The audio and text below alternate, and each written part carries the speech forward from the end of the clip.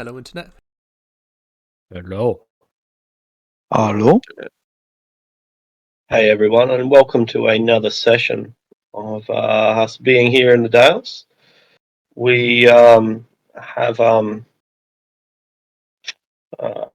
we skipped last week. I was pretty ill, and but we are back in action today.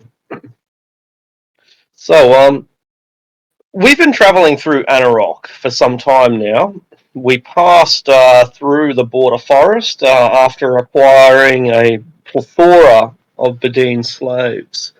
Um, we went into the deserts and I reunited them with some other Bedine, not necessarily their own tribe, but that was the best we could do at the time.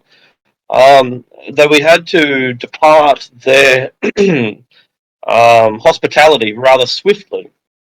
There was a mix-up that probably involved a murder. And it looked like we were going to be blamed for this crime. Perhaps we were framed, but we may never know, because rather than sticking around to find out, we fled off into the desert night, and that was the last of that. So we've scouted along the edge of the Desert Mouth Mountains, effectively scaling along its outer rim. And after a series of small and relatively meaningless encounters and a few slips and falls, we spent the night under the care of a shepherd who incidentally is bound for Dagger Falls. He's managed to harvest a lot of wool, and he'll now be driving his sheep in the opposite direction to us, back down towards Dagger Falls, where he will sell his wares. We're quite close now to the gates of Tethiamar. Indeed, when the sun rises, we can see the same patrols that intercepted us when we got within a mile or so of the gates. So we know that it's not going to be very far from here. However, while we are likely to be hidden at the moment, it's quite possible that nobody knows that we're here. Once we begin scaling down the mountain face, somewhere near the gates of Tethiamar, we can unfortunately feel relatively confident that we are going to be seen doing so. It's a relatively sheer cliff face, and we would have to be quite lucky if all of the scouts were looking in a different direction at the same time while we make our descent. And that's just the conundrum that we face. We can get as prepared as we want, and we can get as close as we want, but that final descent, where we head down to the gates of Tethiamar, a great pair of stone gates that were created by the dwarves in centuries past. Getting down there is likely going to expose us to discovery, unless we have some kind of plan, or we can just wing it. What do we think?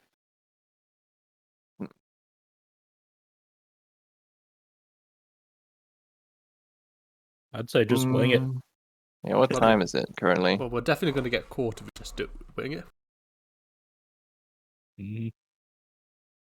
It's early morning, unless you want it to be later, because you're able to do this at your own level. Yeah, the only thing I can think of to make it down the side of the cliff face without being spotted is to do it at night.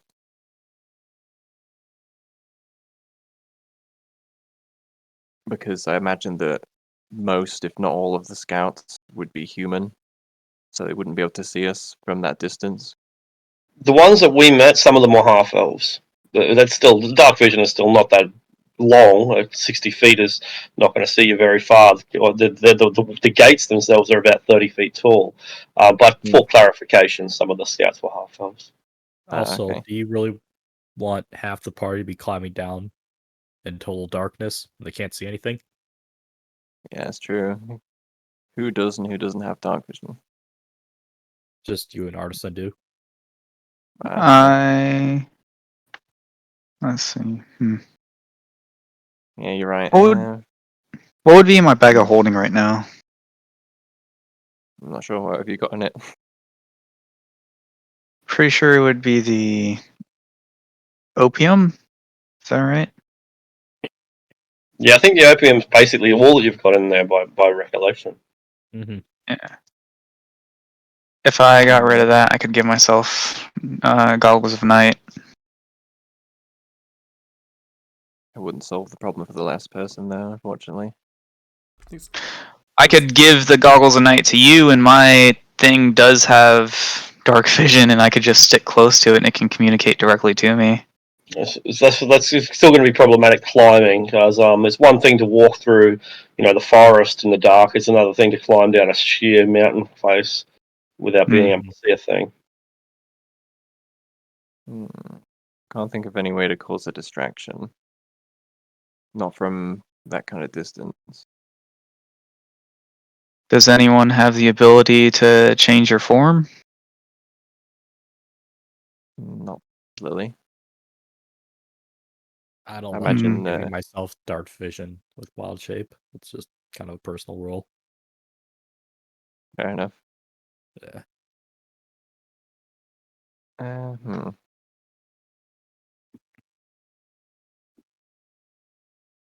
I'd say just wait till morning. Head down then. Your best bet. True. Although if they're sat at the bottom of the cliff waiting for us and start peppering us with arrows as we near the bottom, that's going to be a bit problematic. Mm-hmm. Hmm. Why'd they be waiting down there? because we're strange people near their defensible position. Could they see us up here? They will be able to once we start climbing down. Yeah. Um, Is there any way we can think of to get down very quickly without dying? How far Get away are down the scouts? Really quick.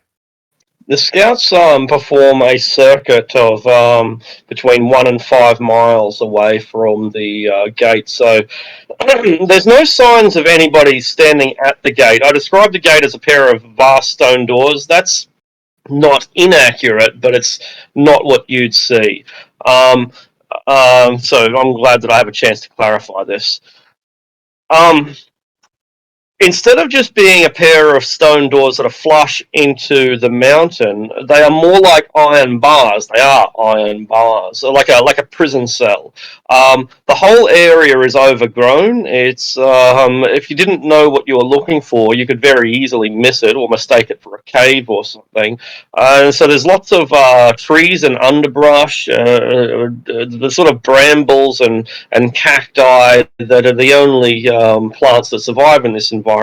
It's worth reminding you, perhaps, that Anarok is not a natural desert. It constantly expands, and it doesn't have a lot of rainfall because it is a desert. But it was never meant to. It was never initially a desert, and so the tree line that ends where Anarok begins is quite a obvious marking. The point being that along the mountainside where the entrance to Tethymar is, there's a fair bit of foliage, brambles and vines and other very hardy salt bushes. The gates themselves are not the stone gates that I mentioned earlier, but rather a series of iron bars. But beyond that, there may be an inner gate, might be what I was referring to earlier. Does our map that we have anything to indicate that? I think so. If you have a look at you've got your map, right? So that's good. If you want to bring that up and have a look at it, you'll see that at the very start there are a couple of dots, dot, dot, dot, dot. Those are the iron bars, and then beyond that, you'll probably notice a more conventional portcullis or series of gates or something. Hmm.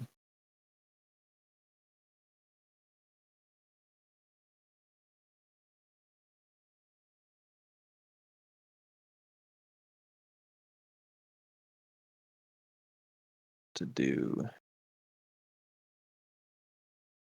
Is it the southernmost portion of the map that is the Correct. entrance? Yeah, that's Okay. exactly right. Yeah. Like it's labelled 1, I think, or I. I think it's a 1. So if we don't want to get spotted, we might just have to risk the darkness. Yeah, because I feel like either we wait till darkness and climb down under the cover of night, or we find a way to get down there very quickly. Like if we could all get climb speeds or fly speeds somehow and manage to get Maybe down there Featherfall or before they something can like that. react. Yeah, a way to get down very quickly before they can react. But I don't know if we have the capability for something like that. I can give myself a fly speed for a minute, and Chaka can probably turn into a bird. But beyond that, I'm not sure. You could always blindly fly down while we go slowly with dark vision. Hmm. Still doesn't help flightless though. No, one of us is gonna. It's tough for sure. There's gotta be a solution. And then, this is a different challenge, but once we are down there, we can only guess at how we're going to get past the iron bars. Mm-hmm. To say nothing of the inner gate. If we assume that the inner gate is closed, and we probably should, what chance do we have of opening that? Hmm. True. Although Artisan here would know a lot about dwarves, I imagine, so perhaps he would know of a way to open it from the outside. Bit of a long shot, but it's the most I can think of. Yeah, you can make a history, or I guess history is the only check. I was going to say engineering, but that's history. So if you can think of a different skill to use, then that's great, but I can't. So history check then. Yeah.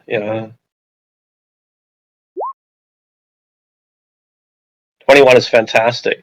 Dwarves, particularly when they are sealing, something permanently, which they probably would have done for these mines, they don't make it to ever open again. Or if they do, if there is a way of opening it, it's extremely difficult. Dwarves traditionally take on enemies like giants, and preventing giants from getting into a stronghold is difficult.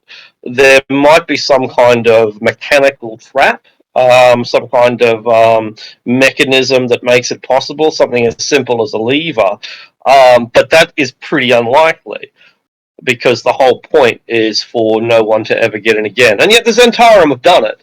They've gotten in because they couldn't have mapped it if they didn't. So there must be some way in. Maybe they ripped the gates down. Maybe the gates don't exist anymore. Maybe they used extreme force. Maybe there's some kind of mechanical solution, a magical solution. Um, yeah.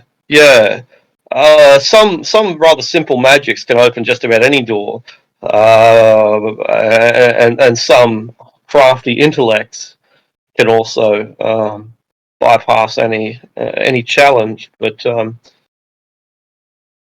dwarves traditionally make things to last.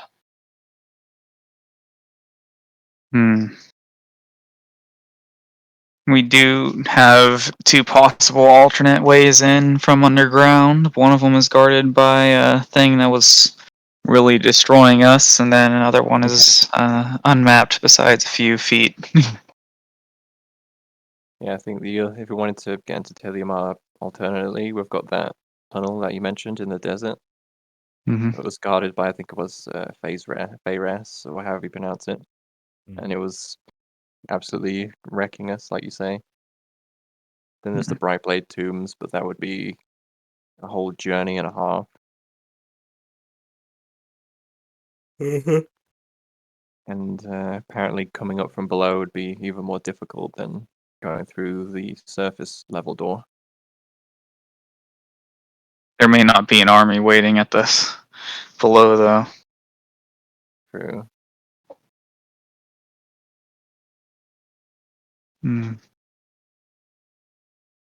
Well, I guess Yeah. we could just go for it. Although How when we far are we from the mine? we're camped on the cliffside just above the entrance, basically. Oh, okay. So once we reach the bottom, it should be a very short walk over to the entrance. But climbing down, as mentioned, is going to take a while, and the guards and the scouts will notice. The main issue I have with fighting the scouts is that they're on horseback. So they're, horse archers with lots of space to maneuver, which makes them Mhm. really difficult to pin down and deal with. Especially for me, because I don't have a ranged attack. Mm.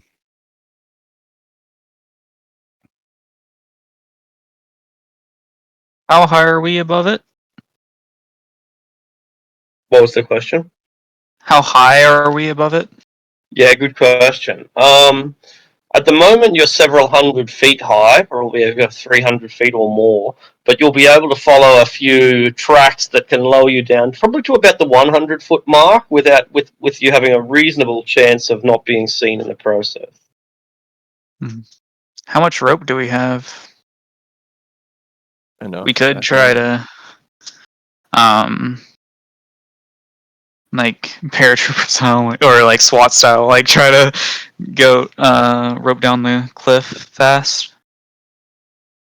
Yeah, I figure what we do, like one advantage we do have is we have quite a bit of time. Like Mhm. we rested up here for a long rest, and we could stay up here for several hours more if we wanted to. So we could watch the patrol from this high vantage point and see what pattern the pattern of their route, and try and pick a point in their patrol route where we can descend with the least amount of chance of being spotted. Yeah. Like perhaps while they're heading the other direction and their backs are to us or something like that. It's not a foolproof plan, but the alternative is wait 12 hours or so and try and climb down in the dark, which could be disastrous, also potentially.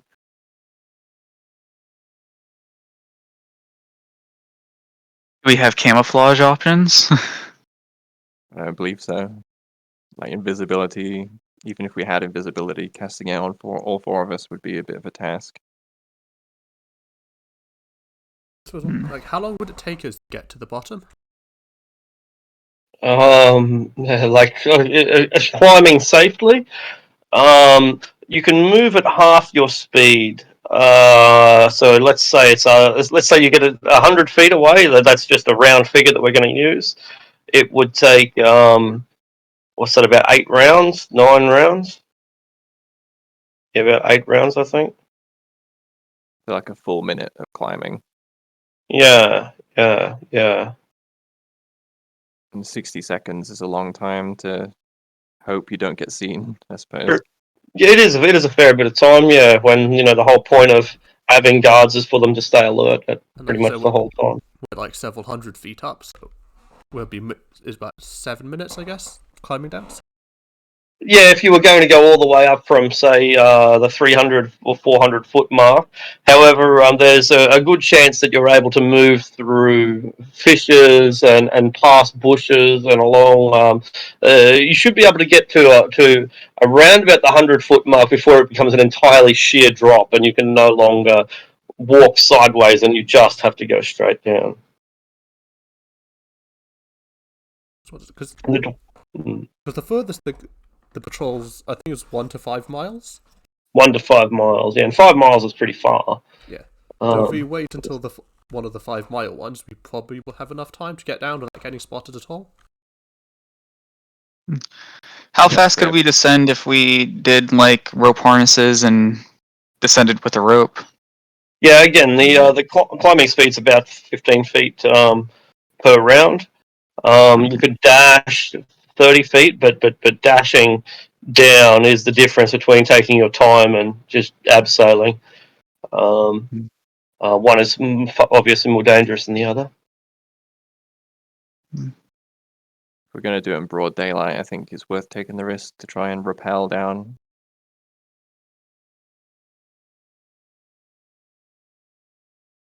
Does because I have 50 feet of hempen rope. Does anyone else have hempen rope? Yeah, I We should do. should all have 50 feet. Okay. Yeah. I don't know how the packs work, but yeah. So that's 200 feet of hempen rope. That's enough to make rope harnesses Okay. and enough to get down. No, my rope disappeared like with the cart. Okay, so we only have 150. Well, that's still 10 feet of rope for rope harness for each of us, and then the 100 feet down from the lowest point we can.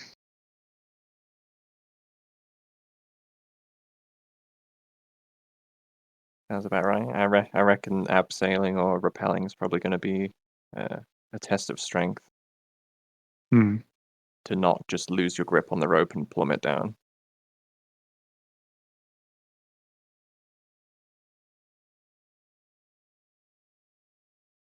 Or alternatively, we think wait we're- till darkness. Yeah, we are definitely overthinking this, if that's what you're going to Yeah, say. it's been like 15 minutes talking about how to get down 100 feet. Right, then in that case, my vote is to monitor the patrols until we confident they're going to be as far away from us as they possibly can to reduce the odds of them seeing us, Mhm. and then try to fast rope down. All right. All right. Sounds like everyone is probably in agreement with that plan. Yep. So somebody make an insight check, and everyone else can give you advantage. So decide whose that's going to be, and we'll use that to judge the soundness of the plan. I guess. Everyone turns towards the bird. Yeah. Yeah. No, 26. Oh no, it would Yeah, be brilliant. it would be 19 because I have 1 point of exhaustion. Good call. Yeah, good call. Do you want to spend an extra day up here? There's nothing stopping you from waiting an extra day. Yeah, I'm assuming you have the provisions to do so. I don't know if you do. I think I have some personal rations on me. I mean, removing that exhaustion would be nice. I forage up some food up here. Yeah, you can. If nothing else, if you can't find anything to shepherd or slaughter a lamb for, just because of who you are, he knows that you guys are heroes, and it will reflect on him well. So yeah, food turns out to not be a problem.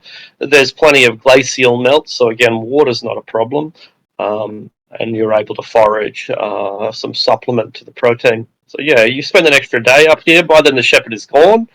He would be honoured for you to use the camp that he will not be using. He keeps the wolves away for that one extra day, so it works out well for him.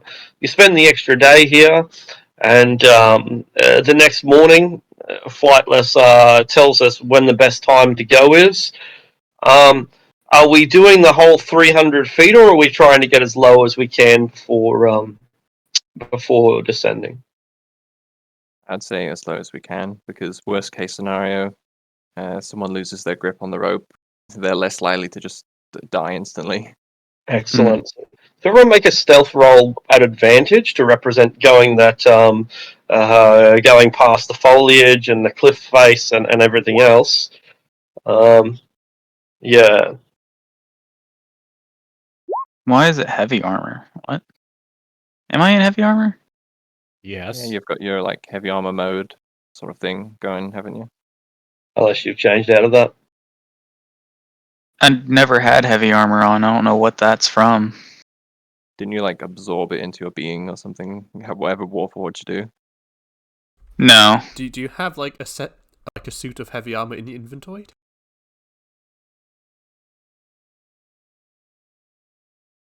As far as I'm aware, you had like 19 AC or something last I was I had aware. scale mail. That was it. That's That- heavy armor. Gale's heavy. Is that heavy? Yes. Yes. Oh. It's Oh, okay. the least protective of the heavy armors, I'm pretty sure. It's like, I don't Yeah, have it's heavy second. armor. I've only got Or this heavy yeah. armor. Oh, it's medium armor. That's medium. I don't Yeah. know. Is it medium? Now, See, I don't medium know. with disadvantage still. Still gives you disadvantage on stealth checks, unfortunately. Yeah. Cool. With that advantage, does it cancel out to make the 22? It does. That's exactly right. It does. And so we've done the easy part now. We set up the rope. There are some, well, not trees, but rocky outcroppings and relatively sturdy bushes and so on that we're able to attach to. It's not entirely reliable, and we won't find out whether it's going to work until it's already too late. Who's going to be in charge of securing the rope? I can probably do that. Might be best with my hands, I don't know.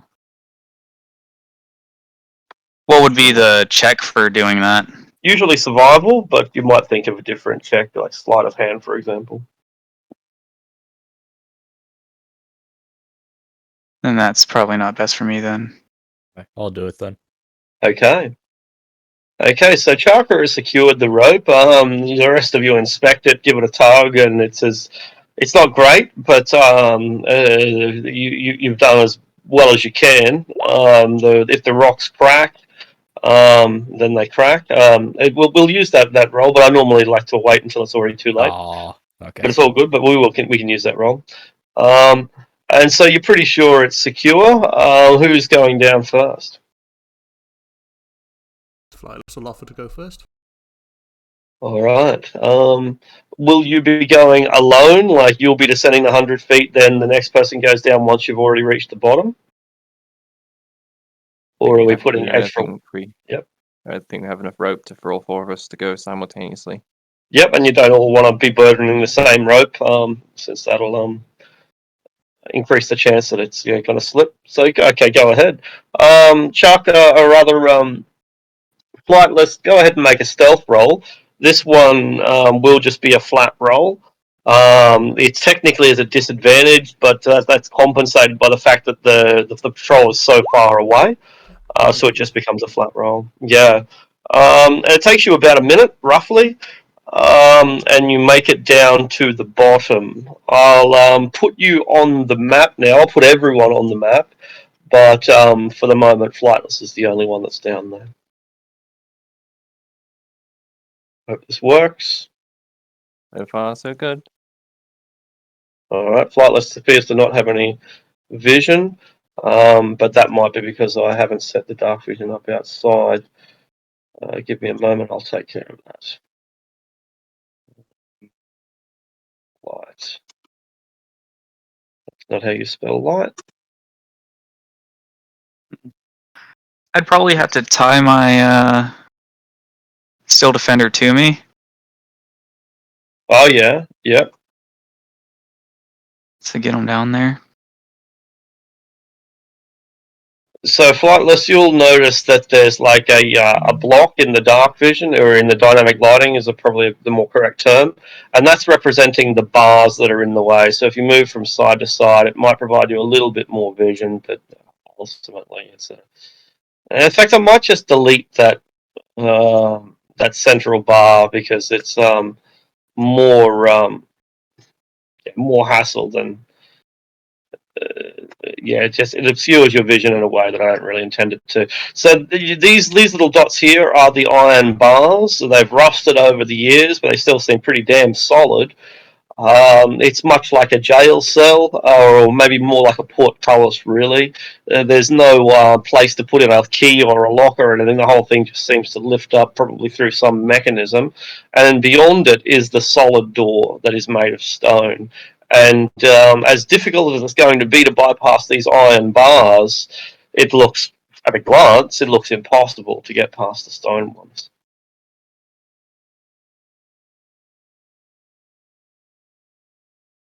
The map's still It can't be impossible. Is it because the is it the thing here? Is the next part like the stone bars?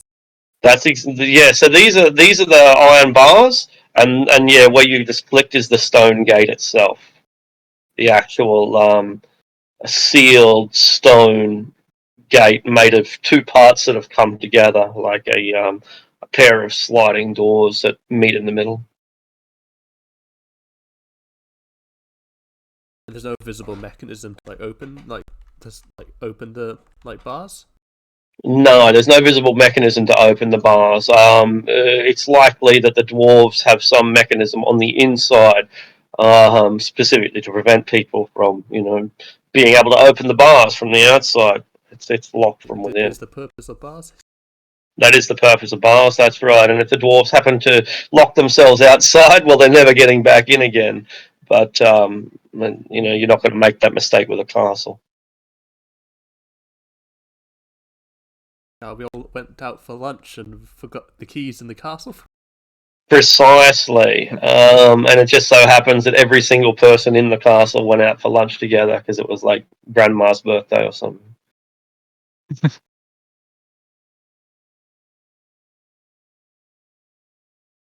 At least, because there's a wall here. Like, is it a wall, or can we just climb over it?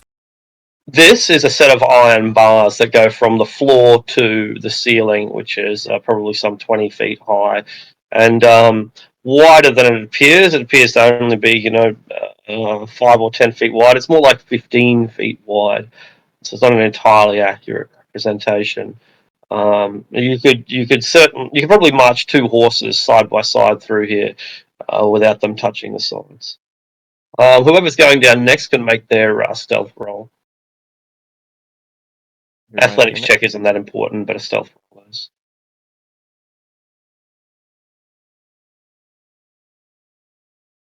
I'll go next then. Yeah. I don't have. I hope it's just a disadvantage because I don't have advantage on this. Yeah. I think Got a flat roll. boom. Nice. All right, and the bright morning sun reflects off your steel armor, and you begin to glint and gleam.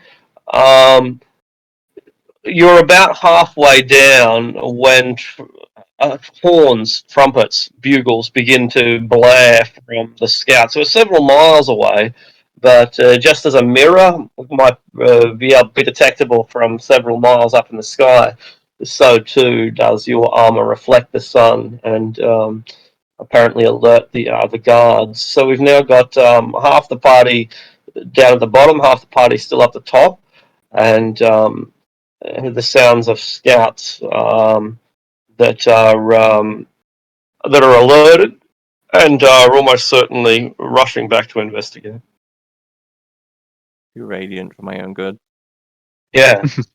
Okay, well, I guess the bars are pretty solid, but to the sides of the bars, like, what's that made of?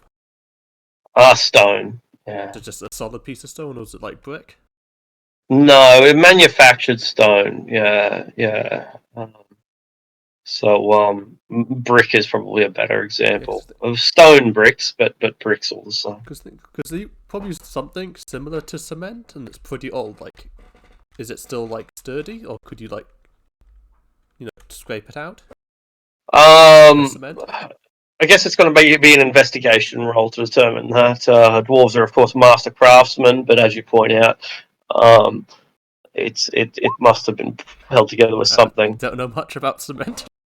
No, it would appear that the blocks were carved with such precision that they fit together perfectly. And if they did use any mortar, then it's too thick, too deep to simply be scraped out with a stick or something like that. So it's probably going to take several minutes before, even on horseback, the guards return. You can start to see them pick up some sand and some dust.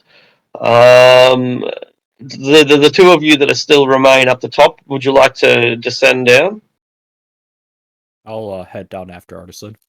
All right. I guess stealth rolls aren't that important anymore, but this time athletics checks will be, because you're not going unless you want to go slowly, and that's certainly an option. If you want to pick up the pace, then you're going to need an athletics check or an acrobatics check, as you you're no longer descending at your leisure.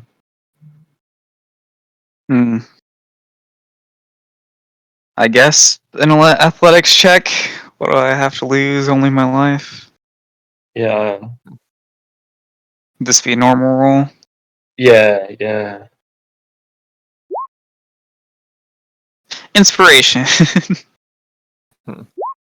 7. Woo! Bit higher than 7. That's better. Only a Yeah. 100-foot drop. Only 10d6. That's fine. Precisely. It's pretty brutal. That's right. Mhm. But yeah, you make it down quite proficiently, and there's nothing to worry about. If I wild shape into something with a climb speed, do I need to make a roll? Not at all. No, no. Alright. Then I'll grab the rope and wild shape and just walk on down. All right. Are there any mechanisms or cranks on the other side for like visible? Not that you can see. No. But you might make a perception check, but no, not that you can see.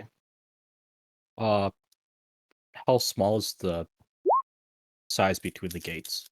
Pretty small enough to keep out humanoids, and including small humanoids, but not small enough to keep out a tiny creature. So Okay. probably about 8 inches, maybe a little Say less. 6. I wild shaped into a cat to climb Yeah, down. Could I yeah, squeeze through? absolutely. Yeah, as long as you're a tiny creature, like a cat is a good example, or a not a monkey because they're pretty big, but a ferret, Yeah. whatever. Yeah, you're able to get down. Yeah, I'll squeeze through the bars. All right. Guess that 28 on the 28 perception as well. on a perception is magnificent. There is no mechanism, no. It doesn't look like these gates are opened from here, but are more likely open from deeper within the complex. There might be chains or some other mechanism that runs right through the walls. Maintenance must be an incredibly difficult task, but that's dwarves for you. What you do spot, however, is a lot of chains lying in the dirt, in the dust. The chains seem pretty new. Any sign of rust that they have is relatively insignificant, strong, and those chains link to harnesses for some enormous creature, bigger than a horse. Although you could attach them to a horse, but that doesn't look what they're made for. There are chains lying in the dust. There are harnesses attached to those chains, and there is no mechanism for opening it. Presumably, the Zentarum have used more conventional means to yank these gates open.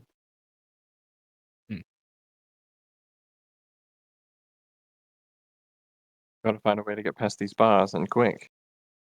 I'd say we only have a minute or two before they're on us. Mm-hmm. Any ideas? Do they slide up or down, these bars? The bars slide up.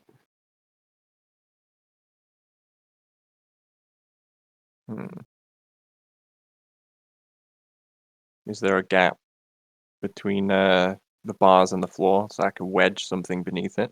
No, they slot into purpose-made holes. Damn dwarves and their engineering. Yeah, exactly. Yeah. Think of it like a spikes rather than there being a single bar that makes up the bottom. The spikes slot into holes like pitons into a valve or something. Pistons into a valve. Is there anything on the roof I could use as leverage to wrap around Yeah. and pull? Yeah.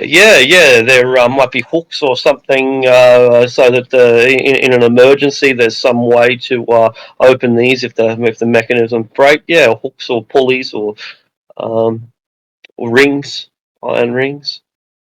Okay. I'll take one of the ropes and kind of wrap it around there a few times to make a makeshift pulley. Yeah, sure. Ropes are pretty likely to break under the weight of the portcullis, but Well, that's why you do multiple pass with it. yeah, So sure. each Yeah, rope is sure. doing a fraction of the work. All right. So I've moved to a different map, but I'll come back to yours, and I'll put you on the inside. Although I guess no, you can do that yourself. Obviously, yep, you've done that Yeah. yourself. All right. So you take some rope and you climb up and wrap it around the ring and climb down and climb up and wrap it around the rings and climb down and so on and so forth. What comes next? And could I pass the rope to the guys on the outside and they could pull it up. Yeah, absolutely. All right. So who's going to attempt this engineering check? I guess it's just a raw athletics since strength is all we're doing, but hopefully the DC has been lowered by the engineering that Sharker has done. I'll give it a go. So I'll attempt to help. Flightless isn't very strong. Yeah, I think I'm the most buff out of the four of us. Well, what's wrong with us all trying? We can all try, absolutely, and that'll give advantage. But someone has to, be the anchor or the main force. All right then. Brilliant. It wouldn't normally be enough, but with the engineering that Chaka is engaged in, it lightens the load or it bears more heavily upon the rope. But the rope is, even with this force, beginning to fray, and the rings up in the roof are beginning to loosen. So this isn't going to last forever. So what do we do? Let's get You in. can dive close. underneath. Yeah, scarp her inside quick before the rope snaps. Excellent. So you get inside. The chains and whatnot are lying around here. The big, thick, heavy, rather new chains are lying on the ground. And the sounds of the horse galloping closer can be heard. What do we do about the portcullis? Let it drop? That's going to close on Yeah, its own drop pretty it. soon. Yeah. All right. So we seal the gate back up. You can hear the horn blaring in the distance. The bugles are blowing. What comes next? What do we do next? Cross. Are there torches in here? No. There are unlit torches. Yeah, unlit torches. Okay, so it's pretty dark in here, maybe? It is. Yeah. Save for the sunlight which is streaming through, which probably illuminates the place pretty well. Apart from that, yeah, it's pretty dark. I'll cast Produce Flame. Basically, give myself a torch. Yeah, cool.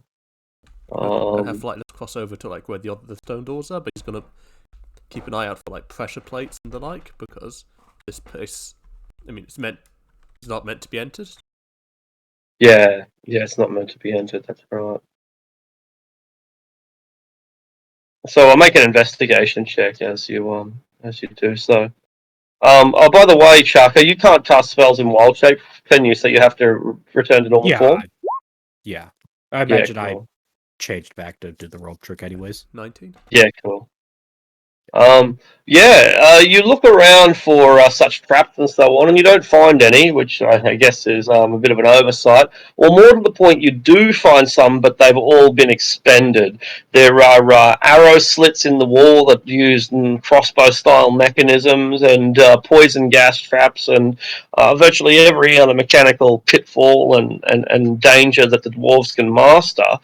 But they were all used in the defense of Tethiamar hundreds of years ago, and what ammunition that they might have had has long since been expended, and what use they might have had has long since vanished and faded.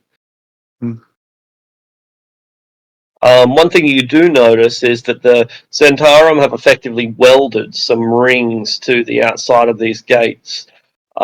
Big, heavy, thick rings that were quite obviously welded here, probably through magic, a fabricate spell or a mending spell. The method they used is unclear, but probably irrelevant. The point being that when the Zentarum opened it, they opened it from where you are, from the outside, rather than from the inside, which is naturally what the dwarves had intended. And because, I mean, they managed to wrench it open, they probably broke whatever mechanism, like, originally opened the gate. That could be the case, yeah. Are they? But it's now welded shut. Is there any inscription on the wall? There are several inscriptions. They don't tell you much beyond where you are. The fact that this is Tethiamar, and it was founded in negative 145 DR. It doesn't use that script, of course, because why would it? But a quick mathematical calculation tells you that this place was created roughly 1500 years ago, bit more. No speak, friend, and enter, I see. No, nothing like that. No riddle, no puzzle, no secret entrance this way. Knock 3 times or anything like that. It's just these gates once closed were meant to stay closed. So once again, can I check for like loose rocks or stones like in the wall to see if any of them pull away? Yeah, absolutely. Yes. Investigation again. Yeah. 1919 No, vision? 1919. No such mechanism. No such evidence. You do work out that the harness is designed for elephants rather than horses. And it looks like and you can see the footprints that the elephants left. It just looks like they did a very simple and conventional tactic of ringing up a bunch of chains to a bunch of elephants and just yank the whole thing open. You will also hear on the other side with your investigation check, which is a bit like perception. You'll hear on the other side that there is some kind of some kind of activity going on. Some kind of activity going on.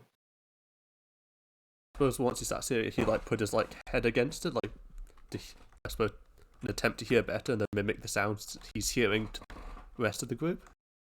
Yeah. Sounds like they may have heard the alarm and they plan to open the gates to reinforce their scouts. If they do, then they'll be playing right into our hands. Yeah, speaking of the scouts, we might want to get try to kind of out of sight from the doorway. The rope's still out there, Yeah. isn't it? I thought we took it away, but to let it fall, but we can go and grab it. Yeah, I took the ropes in here. That's what you're Right, asking. Oh, If we okay. press Well- ourselves up against the wall into the shadows, they shouldn't be Yeah. able to shoot at us. And I'll You put can out my flame. I mean, if they don't see us in here at all, they have no reason to assume we got in at all, unless they know how to open the gate. Yeah. It's true. They might have thought we retreated, but I say that if we just lay low here in the shadows for now, there's a possibility that the defenders might open their own gate for us. Yeah. Chaka, did you say that you extinguished your torch? Yeah, I'll put it out while we're waiting here. Flightless, you might want to move a little bit to I guess and out of the line of go to sight. the entrance and then take. I'm still in the room, aren't I, Arctic? Yeah, that's right. Yeah, I think maybe you're not actually, but it doesn't matter. Move you in. I know what you're trying to do. Yeah, because I can't see the room. Yeah, exactly. Yeah, it's that dark, isn't it? All right.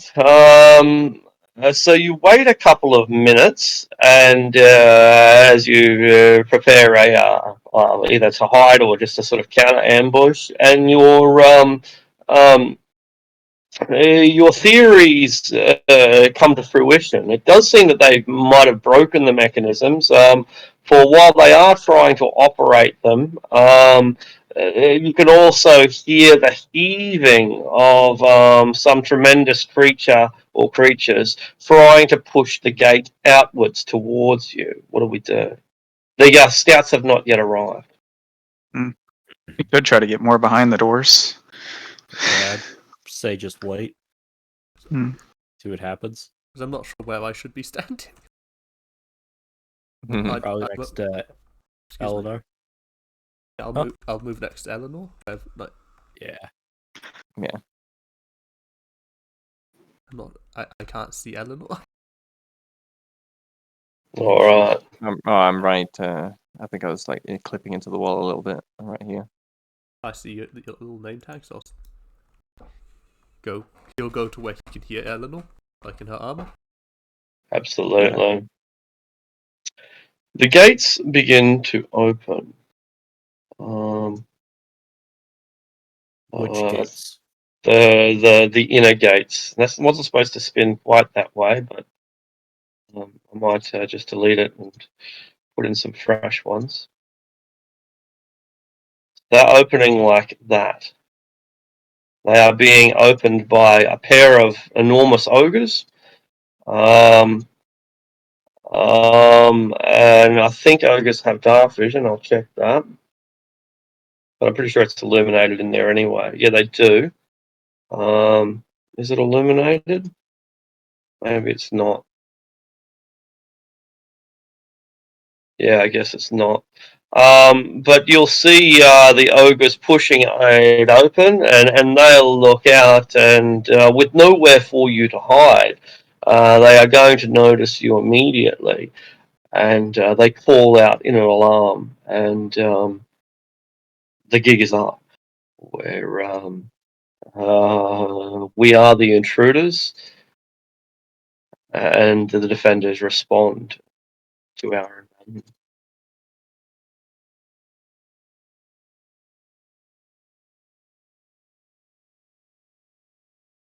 We are effectively trapped.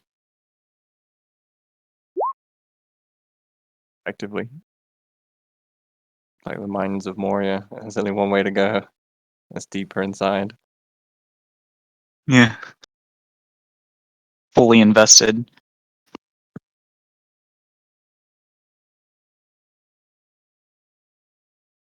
Oh, they're hobgoblins. That's interesting.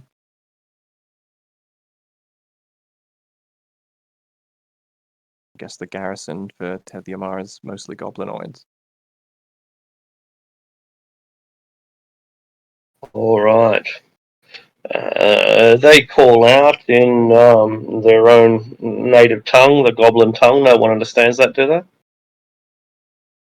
I don't believe so.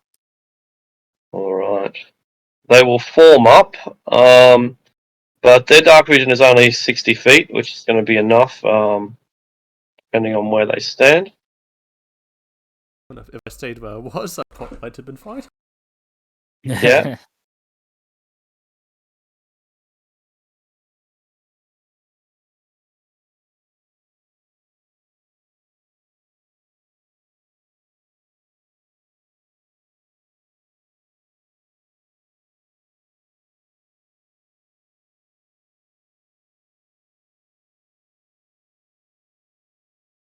All right. And they hold their actions for now. The ogres are blocking the way. The gates are in an inconvenient location. They're in a hardened position. And they figure that you've probably got nowhere to run, or if you are invading, you're coming forward. So their instincts tell them to wait, or their commander, his instincts tell them to wait.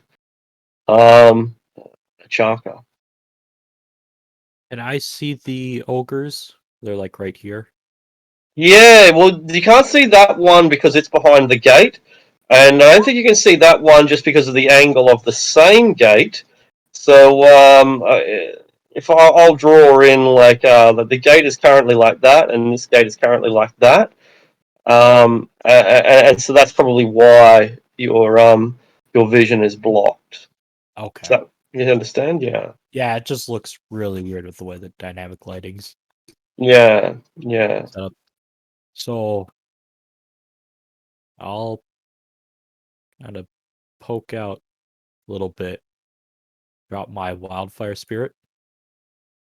All right. Does that illuminates? That's that illumination, I suppose. I don't remember. No, Weird. it does not illuminate. It used to. Right. You know that would be overpowered. Right. No. Like it duplicates the a torch, which is way too powerful. What's And like it 2 has, silver? Like What adventurer has that? Exactly. And everything inside that area.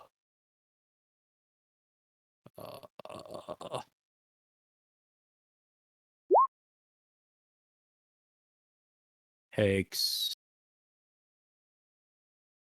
2d6 fire damage. Yeah.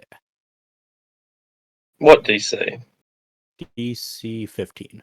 All right, so they are both affected fully. A pair of ogres lets out an explosion, and there is a brief flash in which case, those of you who can see into that area will notice a pair of ogres are pushing open each door separately and manually. But the flash is both brief and disorientating, so you're unable to see much more than a brief flash of light.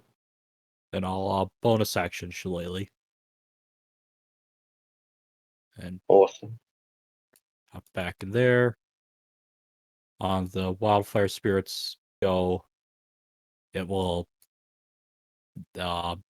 flame seed closest ogre. Does it have the same initiative as you? Right after me. Excellent. And it has 60-foot dark vision. Okay, cool. You can't see through its dark vision, though, of course. I can't, no. No, cool. So I won't bother changing that. Won't affect you. Is that hit the ogre? 15 will definitely hit. Yeah, the ogres are unarmored, and it burns its tender flesh.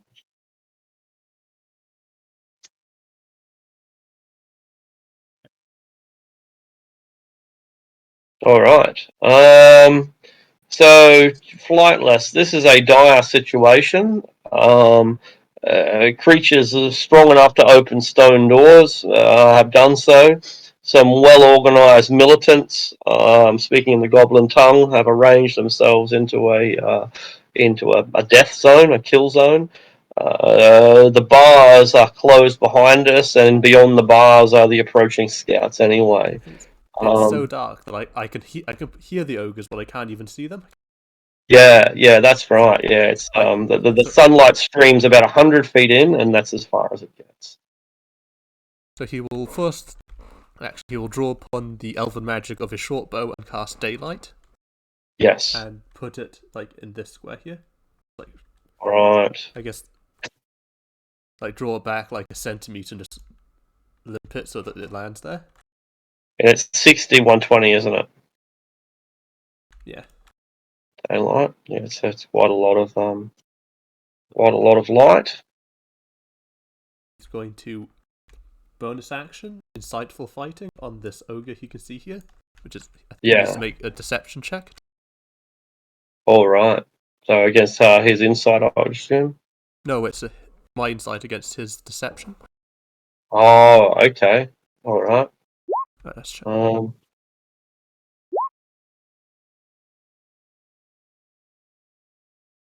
Yeah, sure. The ogre is not attempting to fool you anyway. So. And then I will move because there's a wall here, isn't there? Yeah, those are the gates. I got rid of it, but I'll draw it again. Yeah, so because the idea is I want to sort of hide behind the gate so that they can't like shoot crossbows at me. Yeah. And that's the end of my turn. Alright.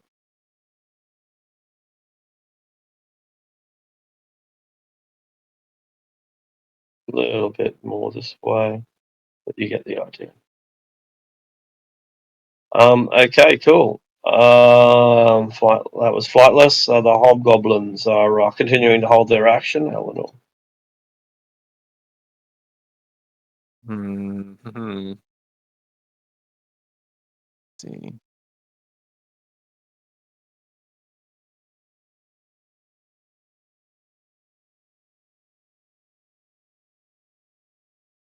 Just gonna weigh my options.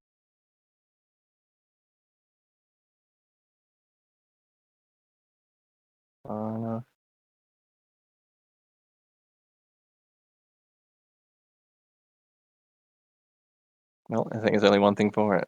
It's just get stuck in. So I will cast Shield of Faith on myself.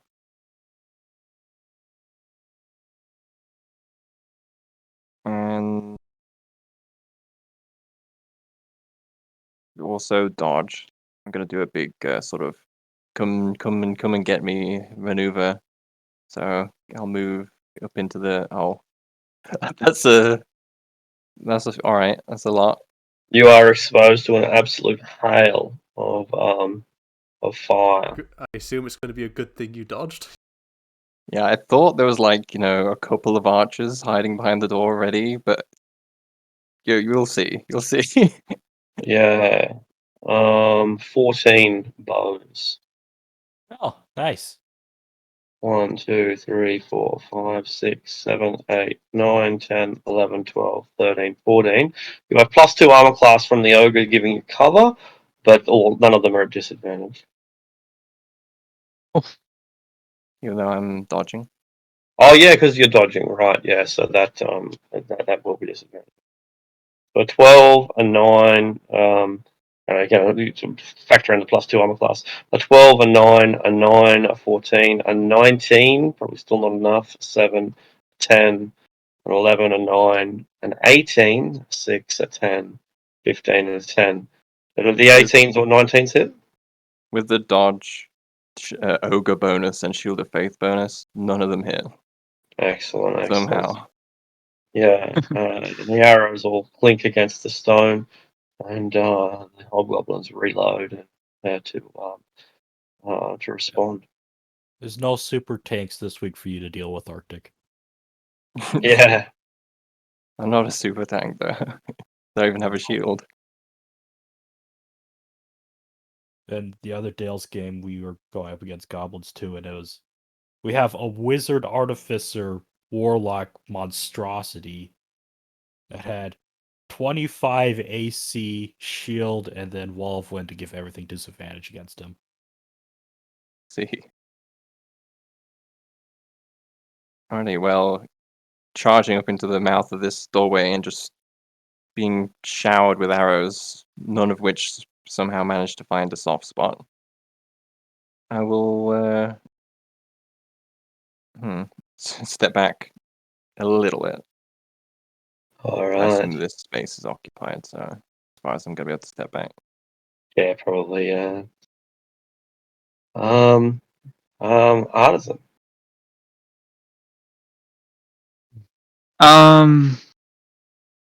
Can things run through occupied spaces if they're allies? Yeah, double movement. Yeah. Okay.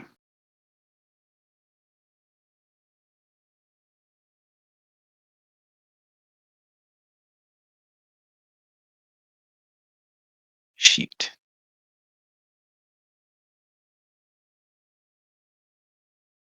So since they took the held action, I'm just going to get Where's right Fireball shell, when you need it? right? And I'm going to take an attack action against the nearest ogre. All right.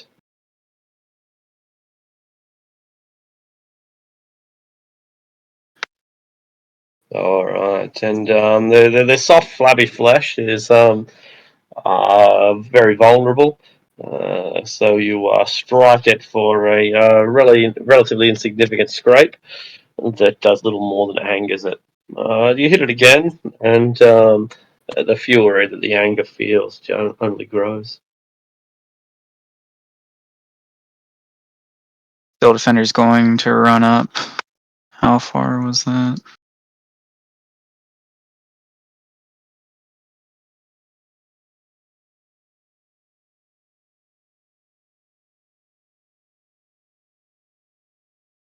That's 40 right there.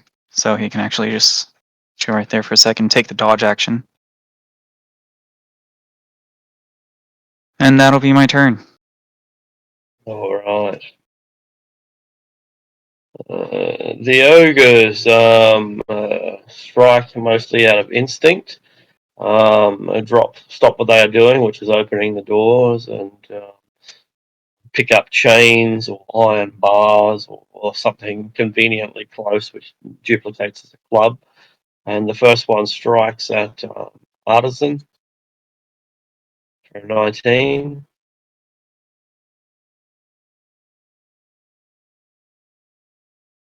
$15 damage. Assuming a 19 will hit. Oh, sorry. Deflect attack with Steel Defender as its reaction. So, 15 Onto doesn't the. hit. Right. And the second one is onto the Steel Defender itself. Does a 15 hit the Defender? He's taking the dodge action, so it would be 14, and no.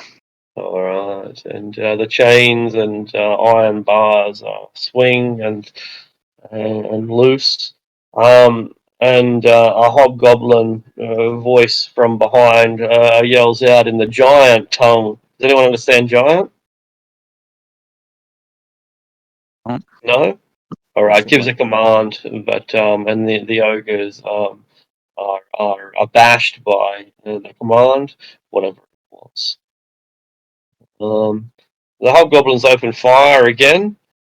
Eleanor has not exactly disappeared, but has proved difficult. So these two hobgoblins throw down their do the long range ones first. The hobgoblins will fill the Steel Defender with arrows. Oof. Both of those will accidentally strike an ogre instead.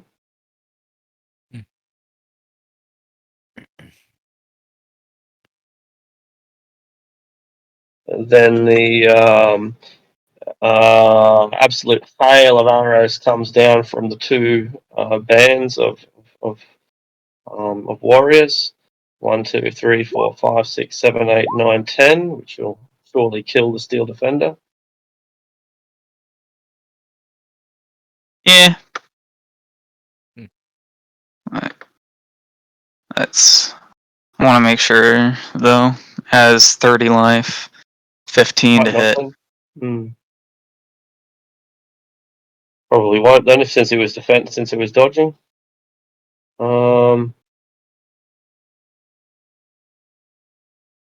Those two. 9, 14, 7, 14, 7, 16. So the 16 and the 18 will hit. So 3 and 6, so 9. Yeah, so pretty insignificant.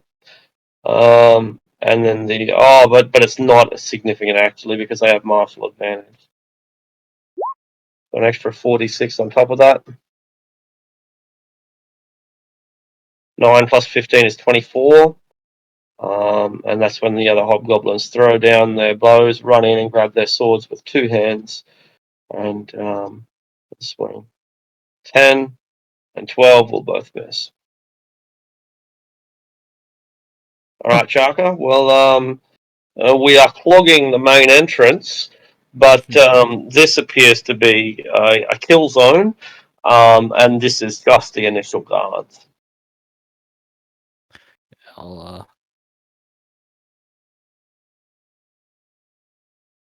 see, this tidal wave's 10 feet wide, I believe.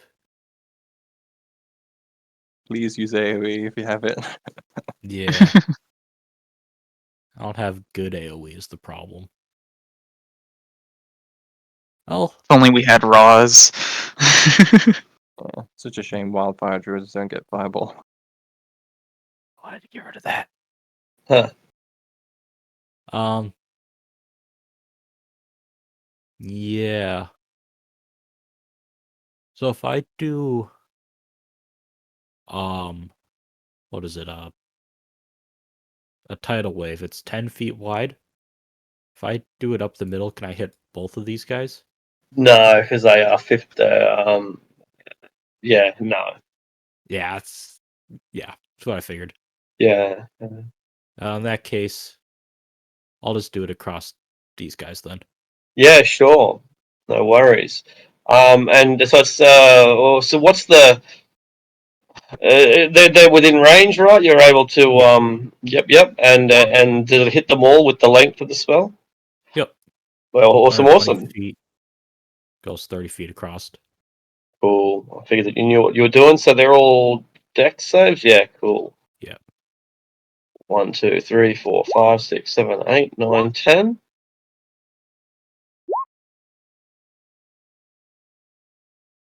They always drop in order, just about. Like DC was 15, I think. Yep. Half damage on a pass, and they're not pushed. Mm-hmm. Not they go prone. prone. Yeah. Right. Okay, cool. So pass, pass, pass. Fail, fail, fail. Fail, fail, fail, fail. The first three are the ones that pass. 12. It's fine.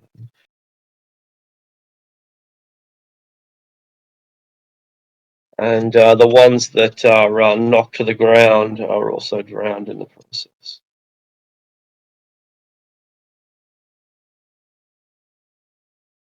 All right. And I will, as my bonus action, tell my wildfire spirit to teleport Artisan and the Steel Defender 15 feet away. All right. So they'll end up for here if they choose to do it. Yeah, I'm fine with that. Cool. So guess that'll put them like there and there. Yeah. And then both the ogres take 4 fire damage.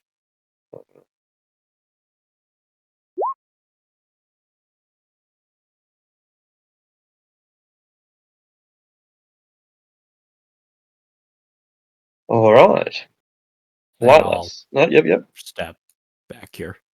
Very good. Flightless. He's going to 5, 10, and he will shoot an arrow at the ogre that he used as insightful fighting on earlier. Excellent. That's a hunting bow.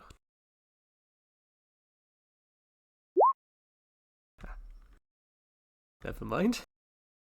That will actually do it, I think. The ogres have no armor. Oh, really?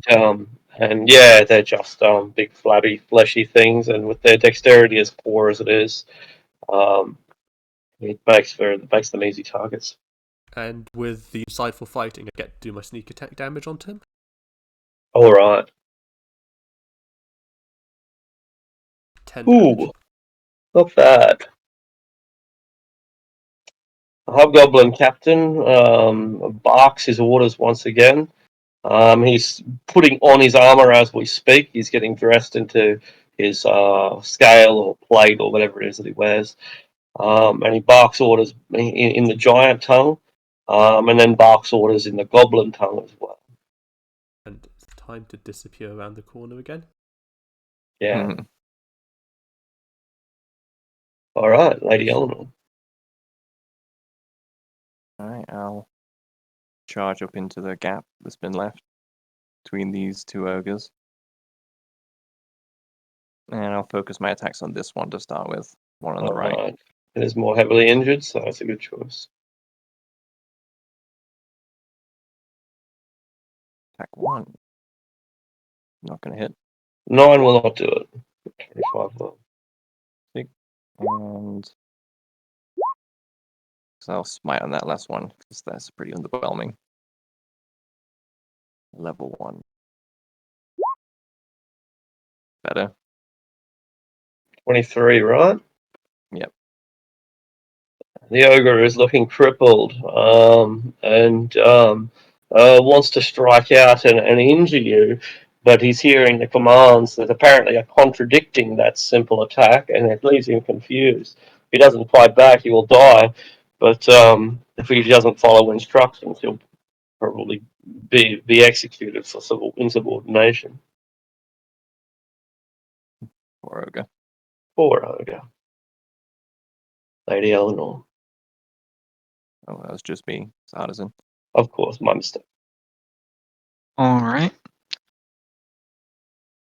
I'm going to walk away from this guy. He'll have whatchamacallit, attack of opportunity against Artisan.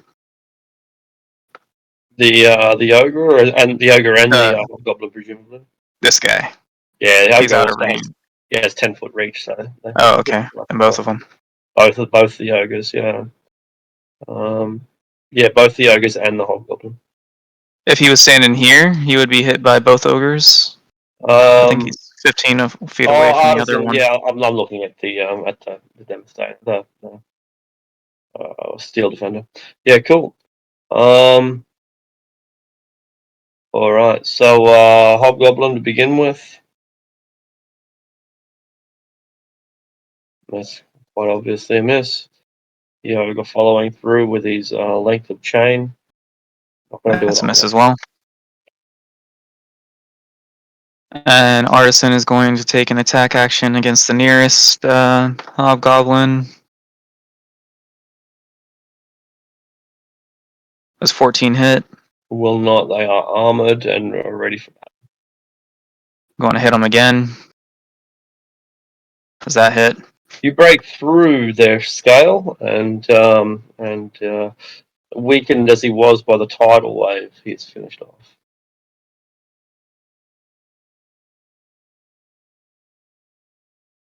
I think my Steel Defender can do a disengage action. Just I'm making sure. Yeah, check it out.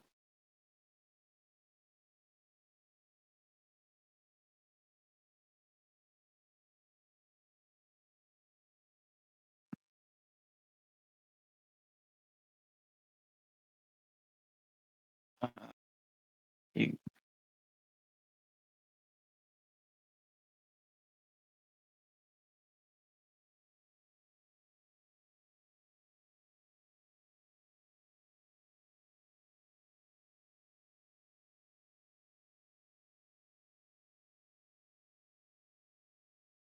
Disengage, dash, and dodge. So he can. So he's going to disengage for his action.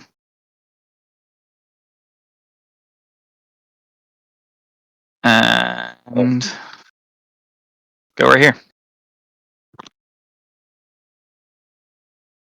And that'll be my turn.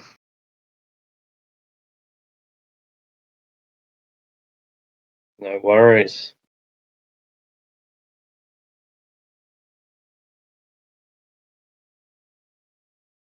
Okay. So, some arcane words are muttered from deeper within the den, and you were calling for a fireball. Oh well. You get what you are asking for. It explodes in the ogre's face, but they're shielded enough that while it scorches and frightens them, it doesn't actually injure them. But it does catch Charka, Flightless, and Lady Eleanor in its blast. Oof.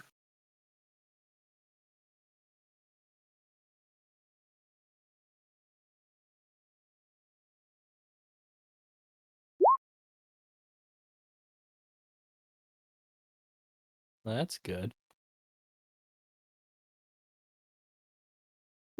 It is good.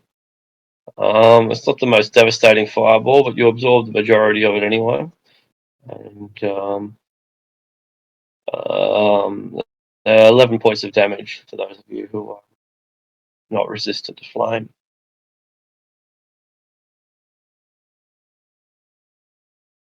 Ouch.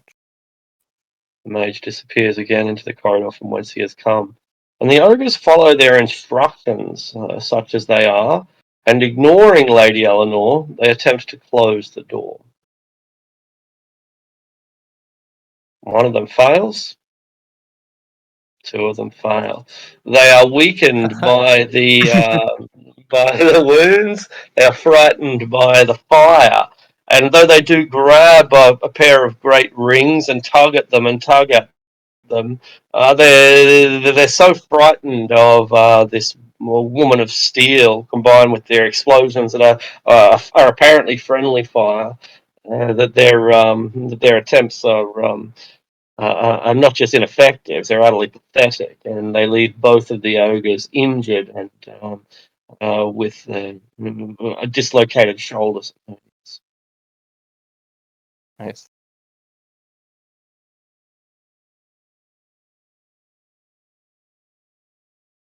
The hobgoblins back away from the gate. They take a swing at the fire spirit and realize that it's a little more than an illusion, and instead continue no, to. it's a creature. No, it's not. Oh, in that case, then okay, cool. In that case, I'll take a swing at it. When they back up out of my reach, I'll take an attack. Oh, because you've got a halberd, yeah, of course, yeah. A 9 on either one of them, I suppose. They're both Yep. uninjured. So. Yeah, cool. And they don't want to question the folly of their commander, but they personally feel that the ogres would have been better off attacking than trying to shut the gates. They keep their thoughts to themselves, and one of them hits the unless it's armor class higher than 18. No. One of them hits the no. So 9 damage plus an extra 2d6 for Marshall. 18 damage. Does that blow it up? Not quite. Alright, and the other one does the same. Yeah, that kills it. That'll be enough. The firing spirit is disintegrated, and the hobgoblins go to engage the steel defender and artisan, respectively.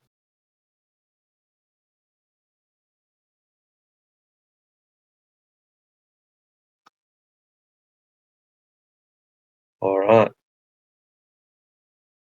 Okay, so that was those hobgoblins. The other hobgoblins focus one on artisan, casting their bows down. First one on artisan is a tremendous hit, and martial advantage can deal an extra 2d6. So this will be an extra 46, since the damage is not calculated after; it's calculated with it, the way a smite is. Effectively, as a smite. So 19 plus 12 is 31 points of damage onto artisan.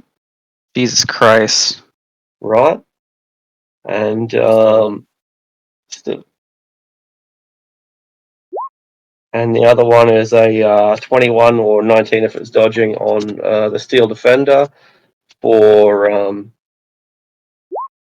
13 points of damage. And artisan and the defender both still up. Artisan is still up. I believe the defender's down. I just exited out of my page accidentally. Yeah, sure. It has 20 hit points, and it did 13, so it's probably still up. An arrow will come first for you, artisan. Oh, it only has 6 hit points. 6. Right, okay, so these will both be at artisan. And another critical hit. This one will also be an extra 46 damage. For 11 plus 8 is another 19 onto artisan. Artisan's down. Nothing quite like a double crit to turn the tide. Yeah. Yeah. Or the tide. Yeah, that's right. But it has indeed been turned. Chuck, I got any more of them tides? Nope. Oh. I can only hit 2 of them with it, so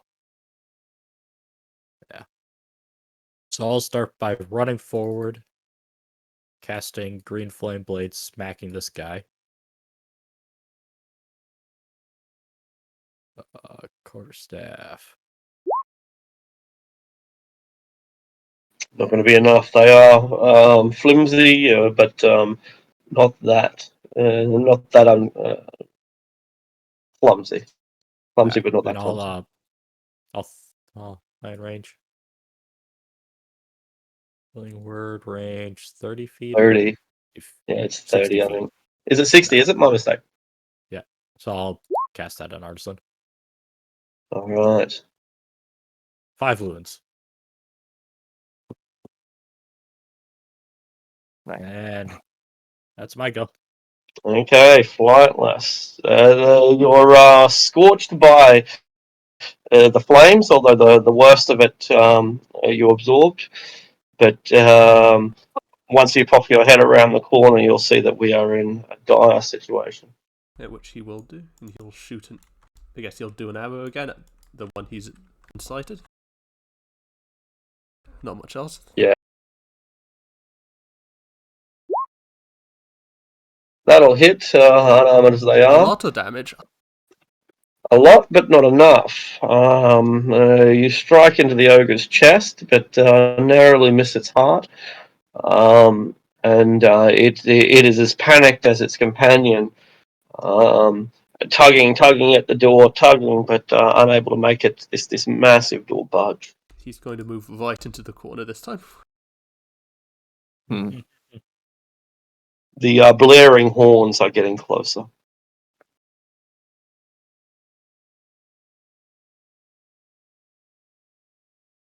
Okay, the hobgoblin captain continues to put his armor on, and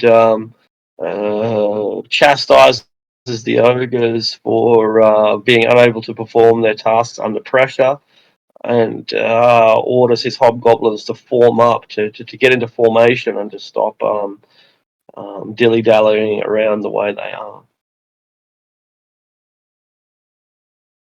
Lady Eleanor. Right. Well, these ogres need to get out of my way. So start with the one on the right. Oh, That's pathetic. I'm going to smite on that. All right. The smite That's better. finishes it off. And whirl around and attack the other. And then bonus attack. Oh, All right, and you fatally injure the hobgoblins, bash it over the head, and knock it into the ground. And the gates are now open. And without ogres to close them, they probably have no means of doing so unless they have further large beasts or humanoids deeper within the dungeon. alrighty.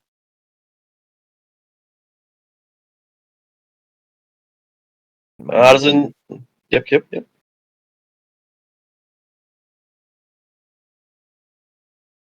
I'll run up here so that I've got all the hobgoblins within my threatened area. Excellent. Artisan, you are lying prone upon the ground, but your secondary power has been activated by Charker's magic. Is it just movement to stand up or an action? 15 feet, yeah, 15 feet of movement. Okay. Now I'll stand up and cast Cure Wounds on myself. All right. Ooh, I can do it at a higher level? Hell yeah. And, I want to do it at a level 2. all right. Give me an extra. You? You know. No, total of 9, 4 plus 5. Better than nothing. Absolutely. Presumably brings you up to 14, which is a bit of a healthy buffer, but perhaps not enough. And that'll have to be my turn. Okay. Devastator.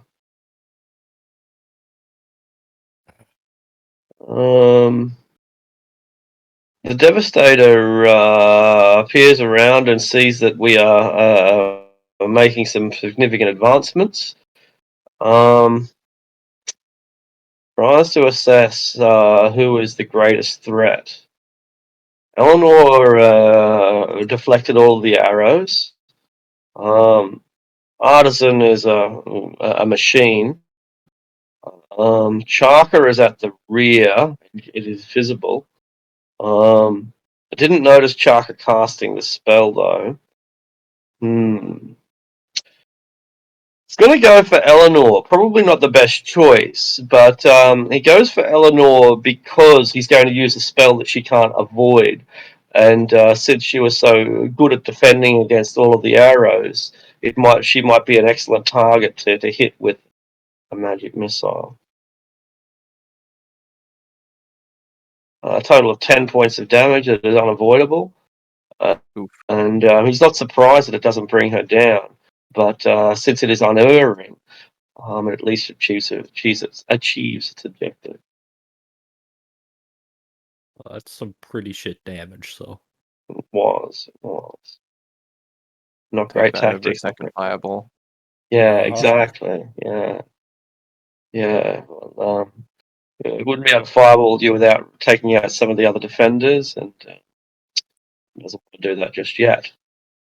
The ogres are dead as far as we know. The hobgoblins move in. Do you have Sentinel or something, Eleanor? Not Sentinel. They're already within my reach, so I won't get attacks if they move closer. So, they're going to start with Artisan. He fell to the ground, and so he's clearly weakened, making him a better choice. 1, 14 won't do it, I think. 17 might. 17 will not. 17. 22. Shield. Alright, so the shield will protect it. And the last one will be on Eleanor.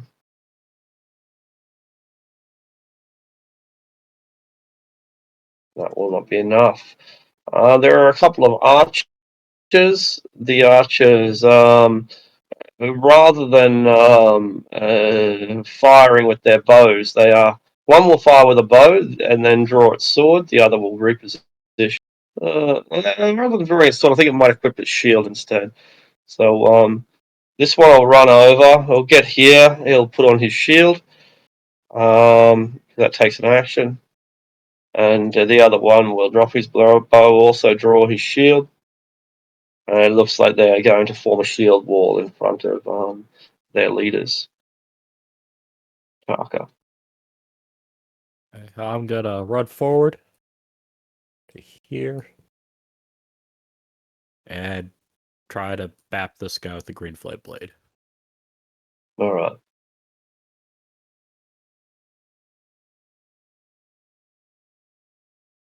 Fourteen's probably not enough. No, it's not. Not against the hobgoblins, it's not. No. Bonus action.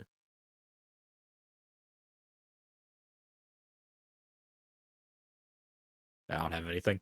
Alright, that's it for me. Alright.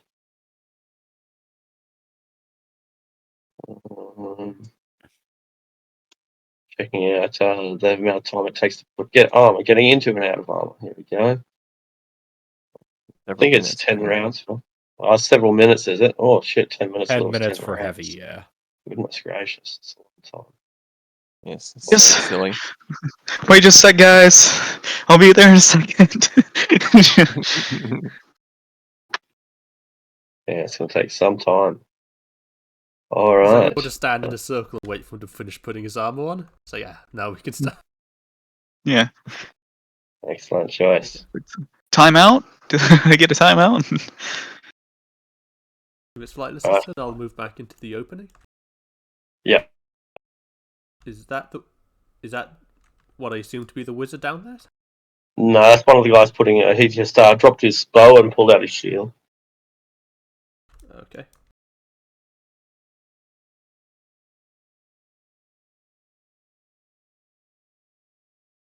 I think he'll be a bit too far, so I think I'll just move my what's it called? Insightful fighting onto this one in the middle here, Yeah. and then I'll shoot an arrow at him. Alright. 17 insight. Yes. Would a 15 Deception. hit? 15 will not hit. No, they have chainmail. Then he'll disappear back behind cover.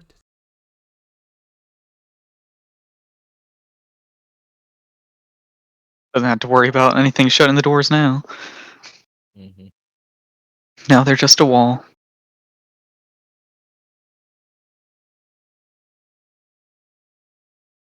Yeah, that's the end of my turn. Brilliant, brilliant. The captain, who has barely gotten on the leathers that that go underneath the probably, in fact, he hasn't even got that much on. It takes about a minute to get even light armor on. So the leathers that he will need to before he puts on the breastplate, which before he puts on the final plate, he hasn't even gotten that part on yet. Still putting on his leathers, and he sees that the battle is going poorly. He orders he gives some orders in a language that we don't understand, and he once again retreats. I just imagine him hopping on one foot, like pulling up a sock every time he pokes his head out. Perfect.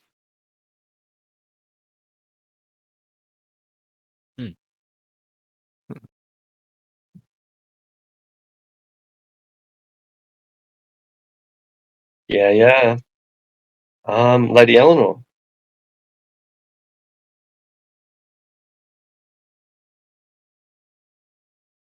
Let's go for an attack on the hobgoblin that I wounded before with my reaction attack.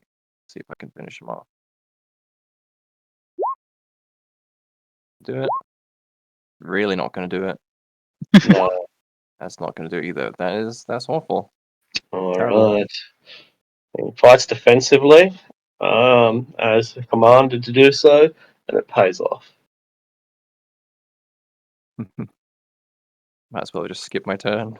God damn it. Yeah. I'm going to. Who's the least or most wounded? I don't think any of them are. Oh no, this one is. I'll put a little red dot on the one who got hit by a tidal wave. I also clipped one with a halberd. Yeah, 9 my damage. mistake. Yeah. Alright. So these two dotted ones are. So I want to make one attack to the bottom right one. Will a 15 hit? Chainmail. I'll just manage to deflect it. Jesus. I'm going to try to hit him again. This is 26 hit. Just you mine him. 10. Finish him off. And that'll have to be my turn. All right.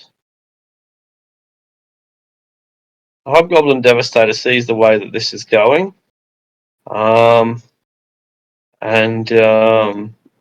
sometimes you have to break omelets, break eggs to make omelets. This is one of those instances. Yeah.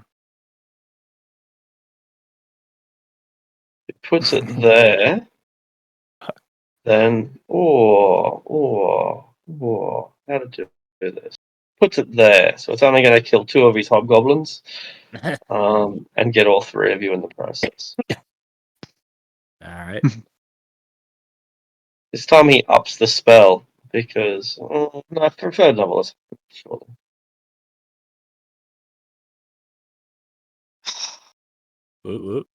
DC is 13, so if that passes on. Ooh. Then my bonus action, I'm going to completely nullify damage to me with Shield Master. Is it a bonus action? Yes. It's a reaction. No, reaction. Reaction, yeah. Sorry. Have you already used? No, you haven't. You used the shield. Was that this round or the last? That was last round. Thought it was because you just had a turn. Of course you did. Yeah, awesome. So 30 points of damage, 15 if you halved it, 7 if you quartered it. Ow. Devastator retreats.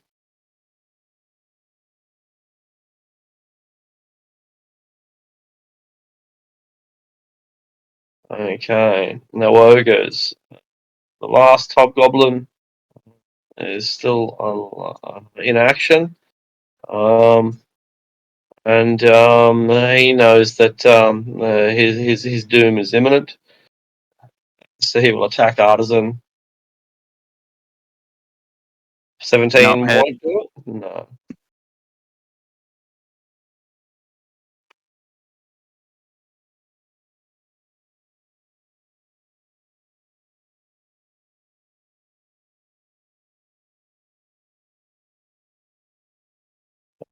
All right.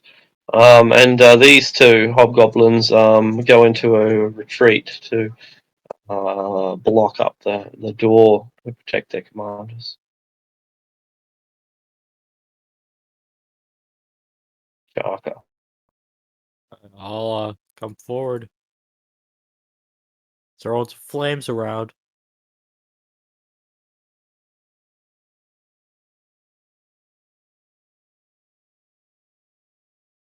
No.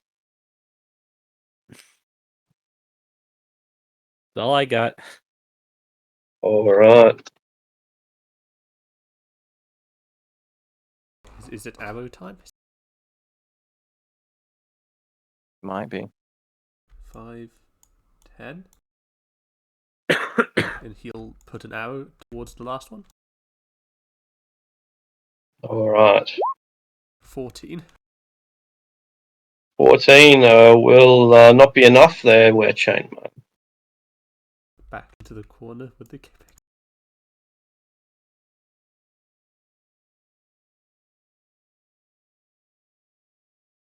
Oh, shit. All right.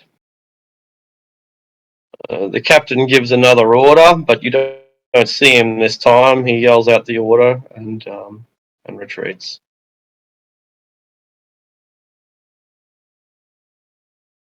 Eleanor. Zach accidentally backed out. Gotta reload the page quick. Sure.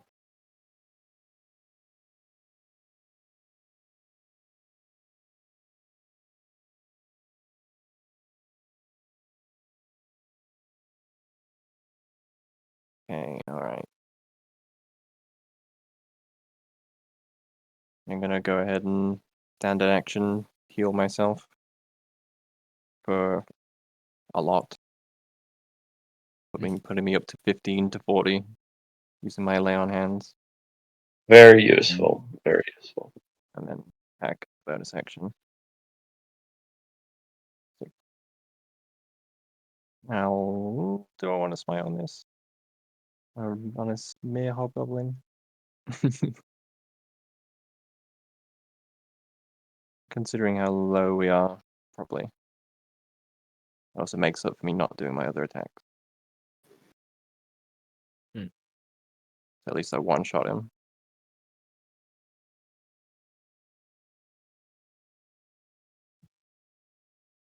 All right, that will certainly finish him off. And he dies valiantly with the name of Bane upon his lips.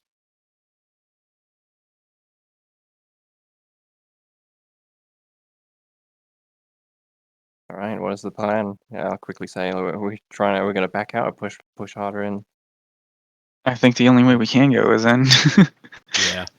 Yeah, pretty much. In that case, then I'll move 30 feet.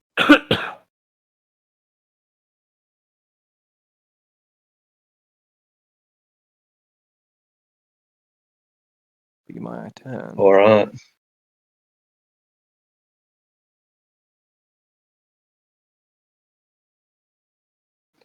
Okay, Artisan. We have broken through the first wave, but we've got a long way to go.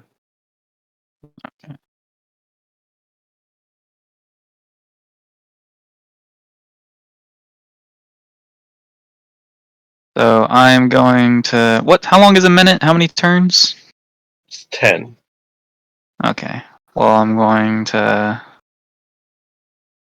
bonk my Steel Defender in the head with my Smith's tools, and in a minute he'll be back up to full health.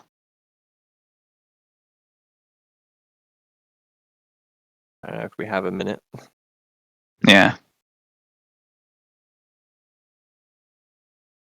Oh, you don't have to actively like bonk him every round. You just bonk him once and he starts repairing. Yeah. Let me copy and paste the exact thing. I thought you were going to stand I there for expended 10 rounds. no, I expended a level 1 spell slot, so it's just an action with my tools. It returns to life after 1 minute with all its hit points restored. Very good. And I'm going to cower right here until I can heal up a little.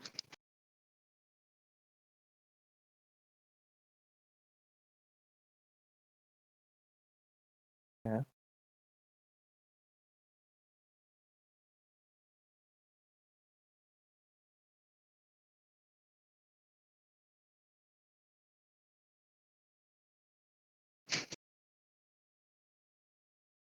And I guess that'll be my turn. Okay.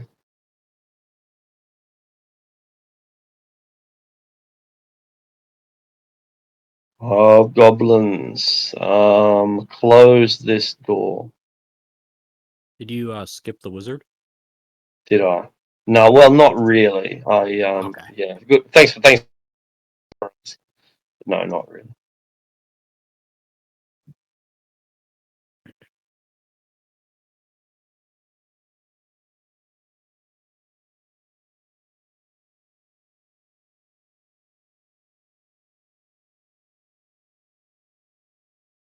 All right. Lechaka.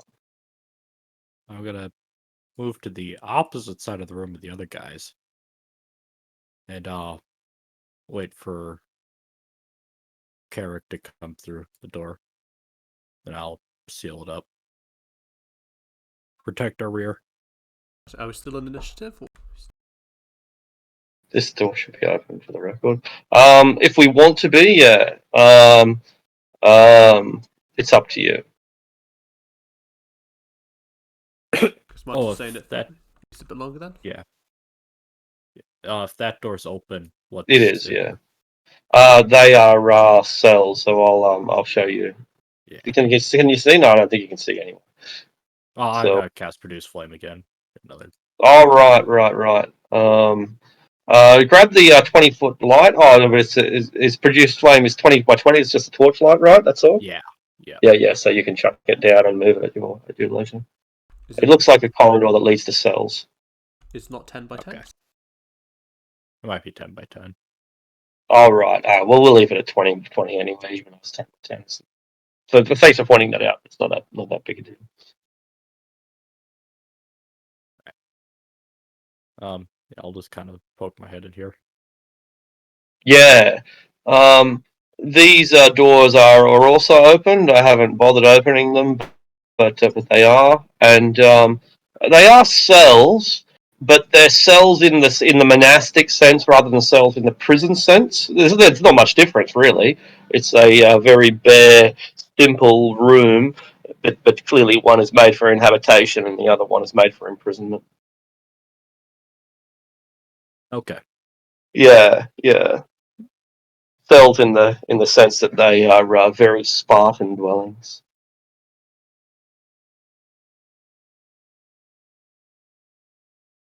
All right, Shaka.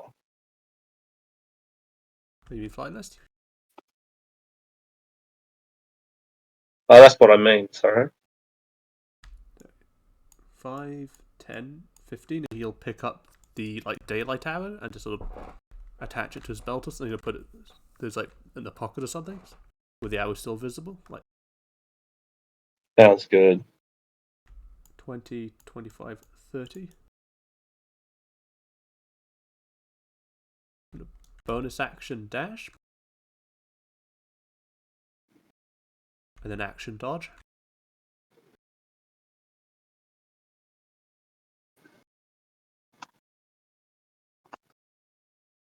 No worries.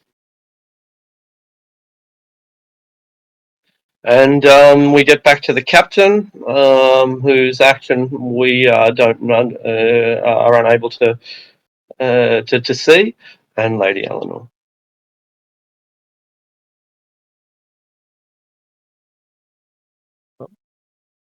Doors closed. Guess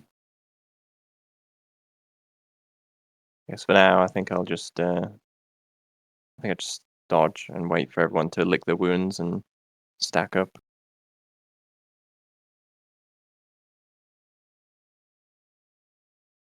All right.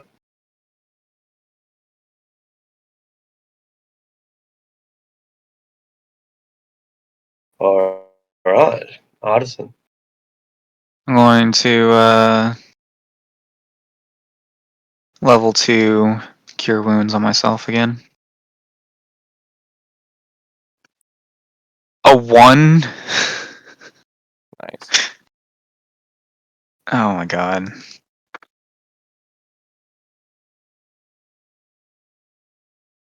That's exactly average, so. Mhm.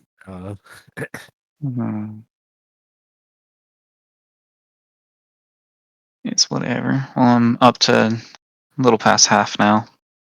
Out of character, I honestly think we're dying here. Yeah. You see in the size of the map of this place, there's no chance. And this is the entrance. Exactly. Yeah. Yeah, and so in character, you might want to consider some tactics, either retreating or moving with such speed that you hopefully catch more of them unarmored, or making a beeline for what you think might be the exit deeper in, and taking your chances with whatever lies beyond this area. Not that there might be other options, but those are the ones that come to me immediately, and none of them are good. Making a stronghold inside their stronghold. Absolutely, Fighting our absolutely. way through. I mean, Yeah, trying to get a long rest in somehow. Yeah. I'm not sure how we could, but Even a short rest barricaded would be door. good at this point. Yeah. True. So what do we want to do? Do we want to leave initiative now, or are we going to stay in it? Like either is fine with me. I think we should clear the cells before we drop our guard. All right, so we'll stay in initiative then. Yep. Yeah, I was planning to kick in this door on my following turn. Excellent. So we'll skip the hobgoblins and go to Chaka. Yeah, it doesn't look like there's anything back here, so I'll just kind of walk in a little bit. Don't really see anything. Yeah. I'll open each of the doors. They're currently closed on the map, but they are actually open. So I'll remove the doors. And what you see so far is, as described earlier, a Spartan cell. There's a rug for sleeping on, some changes of clothes, some oil for keeping weapons and armor intact, maybe a whetstone for sharpening swords, some fletching kits for repairing arrows. The hobgoblins are they make excellent warriors. They're superior to humans, if we're being honest about it. They're very self-sufficient. They're very meticulous. They're very organized, and apparently they're multi-skilled. Here they are, attending to their own weapons, making their own arrows. These are hardly advanced skills, but they're the kind of field skills that separate soldiers from warriors. Anyone can pick up a club and call themselves a warrior, but it takes a professional to be a soldier. And anything at the end of the hallway? Can you see that far? Yes, you can. That this is where the ogre was dwelling. So this area is smellier, dirtier. It has a larger rug. It doesn't have the same kind of meticulous attention to detail. No whetstone, no arrows, and so on. But it's just as small. So the ogres didn't have any extra space. They just didn't keep it in as good condition. And I'll just head back out. Mm.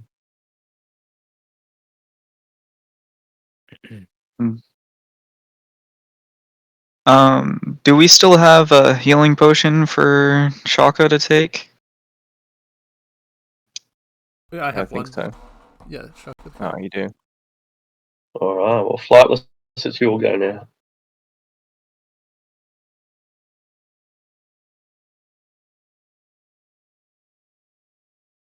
Guess bonus action dash. Yeah. Free action hand potion.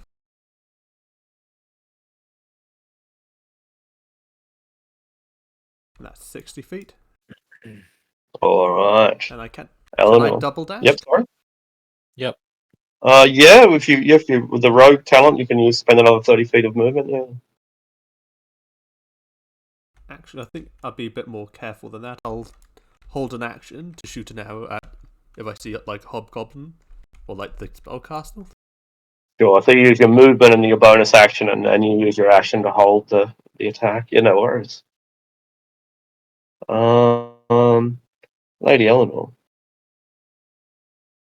Well, I was about to go in here, but it doesn't really seem like everybody's ready yet, so I'm going to wait a little bit longer. Artisan. But I will do something. I will Oh, cast. okay.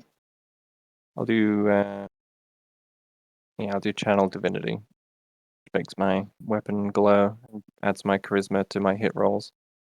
Sure. One thing I haven't mentioned that I probably should have is that there are small doorways here and here, and those doorways lead into the wall. I suppose those doorways are open, and that's where the mechanisms, the chains, the levers, the pulleys, etc., can be found.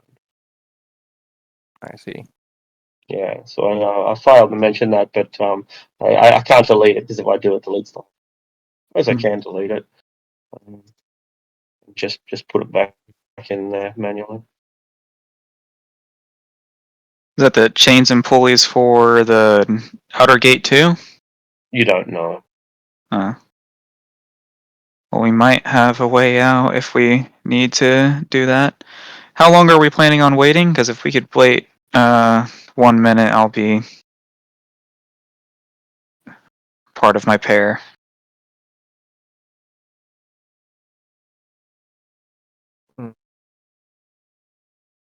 Well, the Channel Divinity I just cast last a minute. I'm also still riding on my Shield of Faith, which is why I'm so eager to push on before it fizzles out. Okay, then I'm fine with going in then. Right.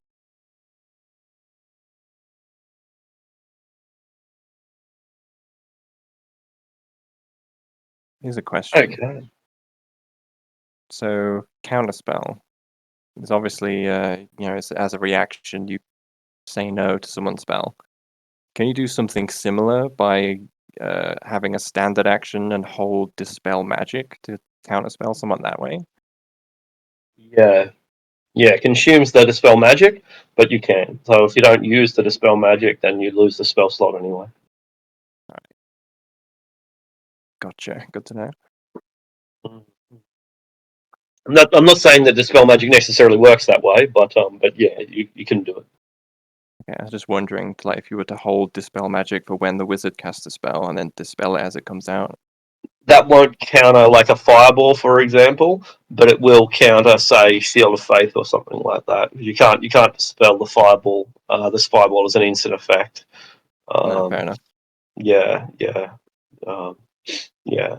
But you Okay. can, but like if he casts like Cloud Kill, for example, you could dispel that because the Cloud Kill would appear.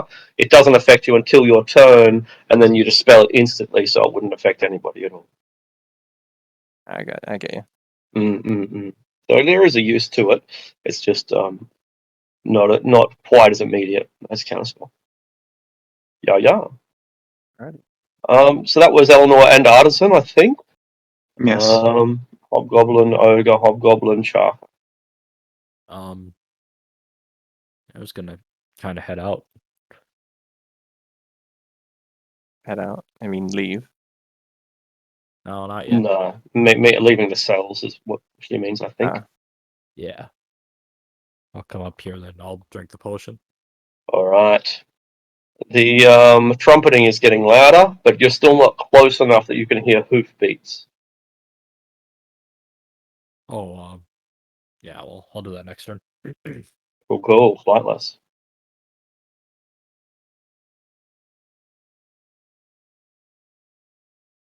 Five, 10, 15, I'm trying to just get to a point where I can see artisan. I did. 20, 25, 30. Yeah, 30. He'll sign over in the draft sign language. Like, should you go and try to close like the doors with the mechanism?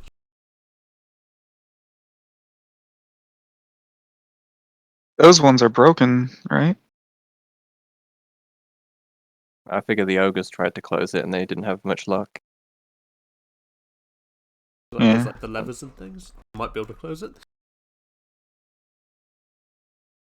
True, although there's still these outer bars that the scouts won't be able to get through. Okay. Yeah. I guess bonus action dash here, and I'll take the dodge action.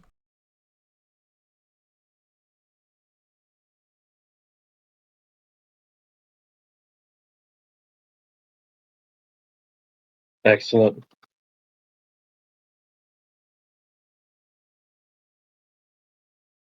Okay, we're back to Lady Eleanor. As well go all out.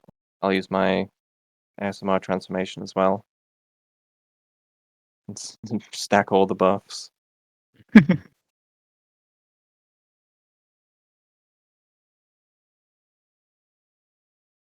And then figuratively or literally kick in the door.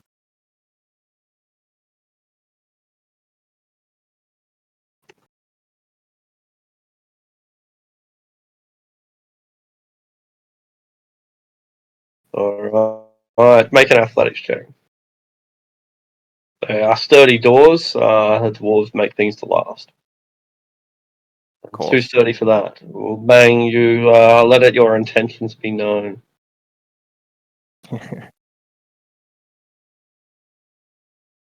That's a little bit embarrassing.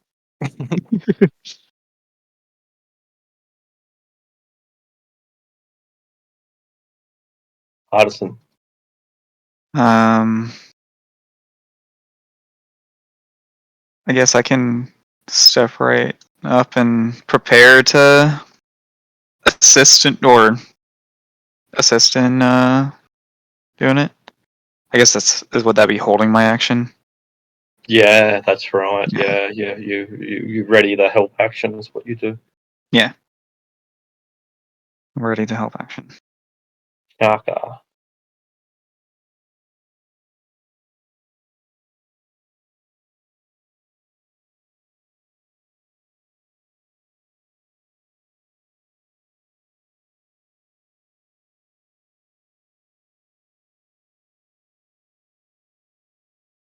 Shaka. Yep. It's your turn. Oh, sorry about that. All good? Yeah, I think I'm just gonna hold my action to throw the flame at any hobgoblins I see come out. Yeah, cool. Flightless. Oh, the door's still closed, isn't it? Yeah, at the moment it is, yeah. Eleanor tried to kick it down, but it was too strong. Move there, that's 15 feet, and he will, I guess, action dodge and bonus action. He'll try to spot like anyone trying to like sneak up like in the darkness. So like in these other bits up here. All right. And he can bonus action because he's got eye for detail. Very good. So yeah, go ahead and make a perception check. Yeah, great. You will see light emanating from down this direction. Actually, there's a lot of light down there, isn't it? What am I talking about? It's bright light down that direction. So rather than light, you will hear the shuffling of movement, clanking of armor, or unlatching of hat latches, or the moving of chains. You're not sure exactly what the noise is. It's metallic sounds. And they are coming from down here. You also hear distant growling, like the rumble of a dog growling, a huge fucking dog that is growling down here. So there's things deeper within, the nature of which elude you. But there is exceptionally bright light coming from this direction. Really. Does it sound like it's getting near it? Not necessarily. No. I guess he'll just point down in that direction and mimic the sounds. So the rest of the party know that there's something down there. Person's preparing for battle and beast. Probably.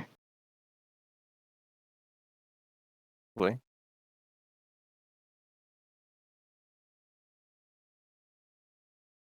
Okay, that's the end of my turn. All right.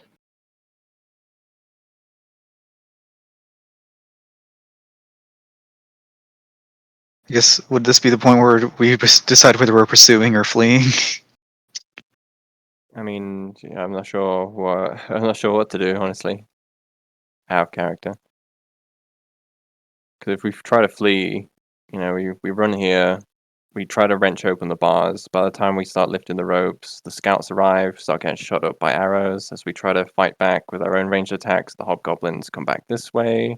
We get pincered between the two, and we die anyway.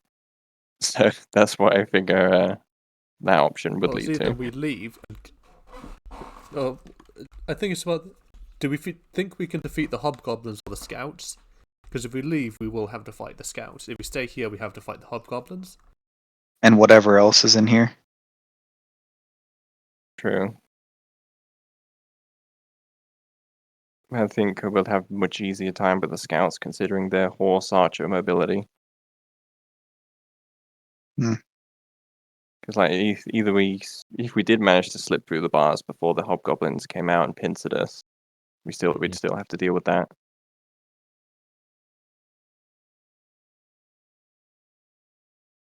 Or the scouts might want to investigate if we open the portcullis and try to ambush them.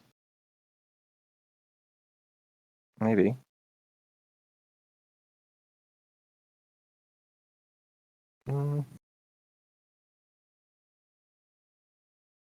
Yeah, I would definitely say that trying to abort in some measure is our only chance of survival because I think we have zero chance of clearing the entire rest of the mines as we are.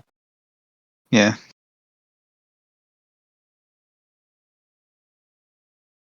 So I guess we can head to those rooms and see if they will open the portcullis. Yeah, we can try it.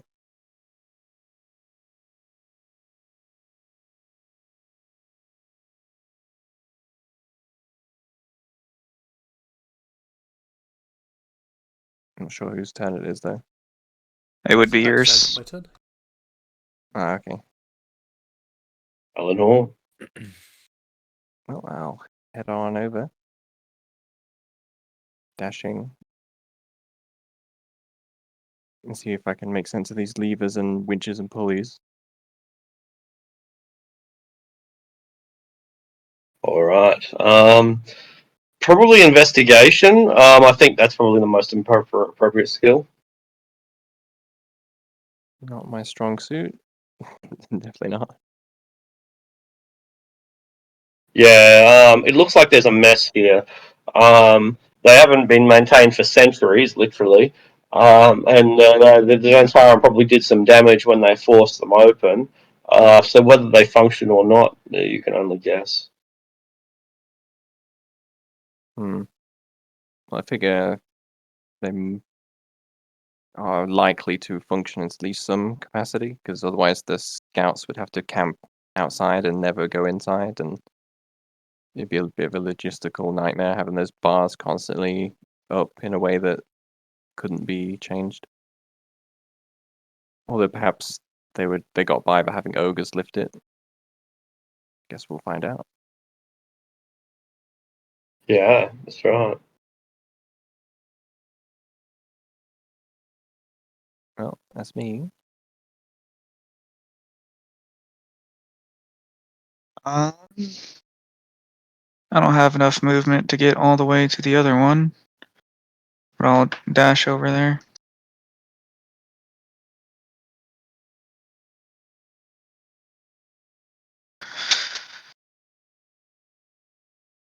Funnily enough, failing to open the door with my athletics check is actually a good thing, I think, because like I pounded on the door, so they're like readying their bows and whatnot, getting ready for us to come in. But we've suddenly changed tacks, and that's no longer what's going to happen. Yeah, Might be right, but they're yeah. still waiting for it. Yeah, so it might keep them on the defensive a bit longer. And that'll have to be my turn. All right. Shaka.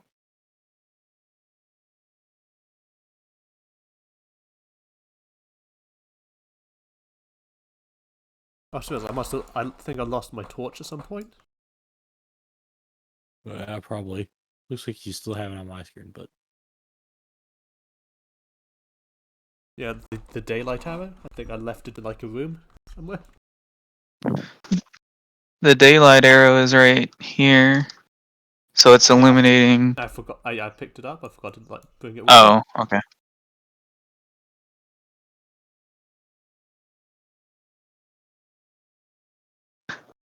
Just walking around with a miniature sun in your hand. So whose turn is it? I think it's Shaka's. yeah. So are we leaving or are we going deeper? I think we're aborting because going deeper is certain death. I think there's no doubt about that. Okay. Yeah, I'll come back and help open the door.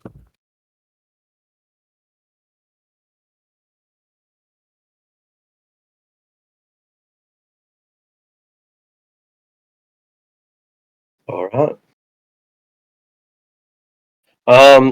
Okay. So Yep. Okay. I think I understand. Flightless. Okay, it's gonna move,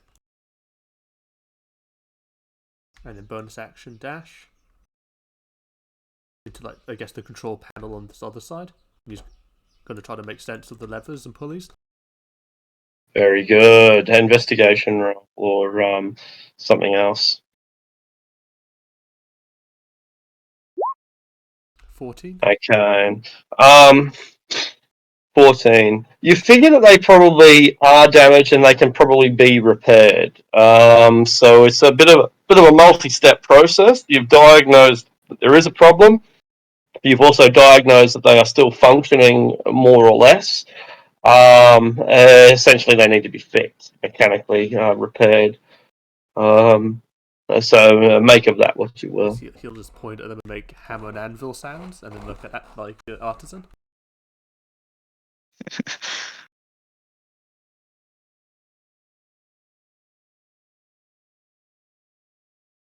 That's his turn.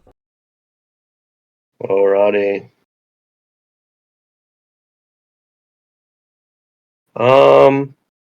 Lady Eleanor.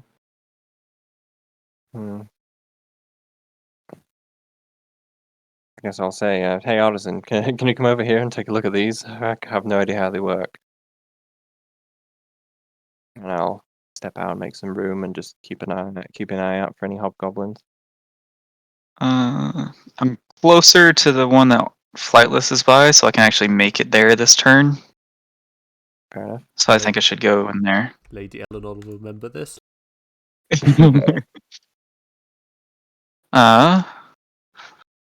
What?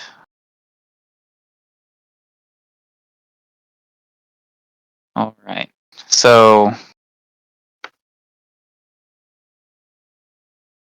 they can be mended. How extensive is the damage? With the 14, it's difficult to tell. Yeah.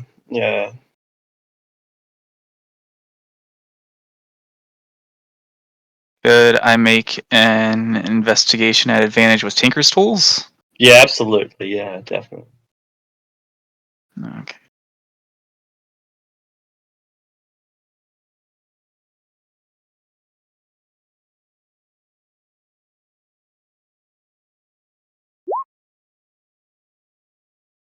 Yeah, no better. And so it's a mess. and it's just difficult to tell. You're sure that you can get it fixed, whether it takes a minute or an hour. A quick glance does not tell you. Hmm. I don't know how much time we have, but I could do mending to fix anything that's snapped as long as it's a 1 by 1 foot in any dimension. Yeah, it's bigger than that because it's like the chains are tangled and like that. It's if you think of the way cords sometimes get tangled, imagine that but with chains instead. Hmm. Well, I'll say we have only one option then. We'll have to leave the same way we got in. Yeah. Yeah. Are there any boulders or anything or rocks that are strewn about, or is it pretty much clean in here? Not boulders, not even really rocks, but there are cogs and wheels and loose chains and stuff like that. Panels, yeah. So any debris that is in here comes from the machinery itself rather than from nature. We can try to lift the portcullis and brace it with a gear, larger gear. Yeah.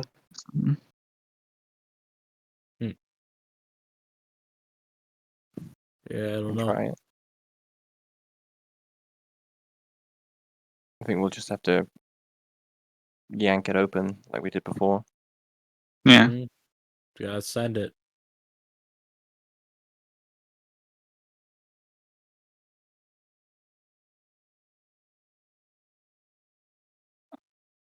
That's my turn. Are we staying in initiative for this? We're going to have to for reasons that will become apparent shortly. Okay then. Then that would be the end of my turn. All right.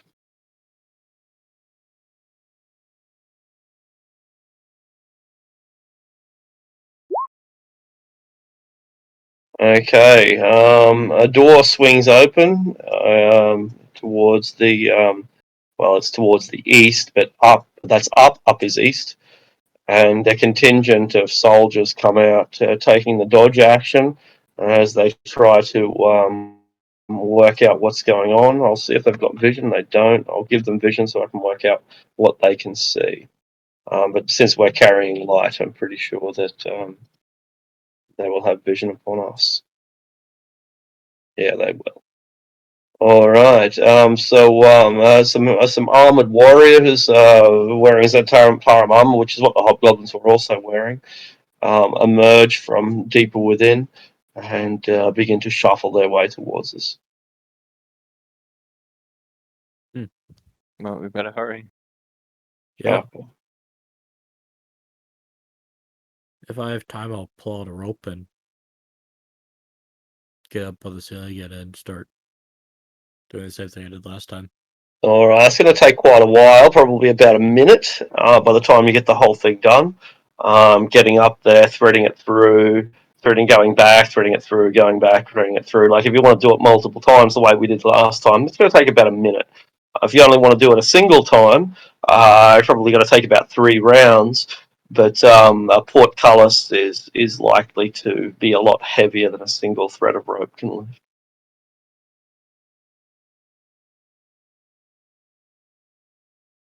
We're using rope, right? Yep. Okay, Let's Yeah, show that's how to a use the good use. chain. there are Chain the, will- Yep. There is Chain. newer chain that was laid out. Is it Yep. connected to the portcullis? No, the chains were basically laid in the ground or attached to a harness, which then gets attached to an elephant. Well, chains definitely sound better than robes. All right. So you grab the chain instead and start to attempt to thread that. How many times are you going to do the backwards and forwards? Each one take 3 rounds. So once will be 3 rounds, twice will be 2 rounds, 3 times like you did with the rope will be 3 rounds, or a minute. I mean, like 3, 6, and 9, and 9 is pretty close to a minute.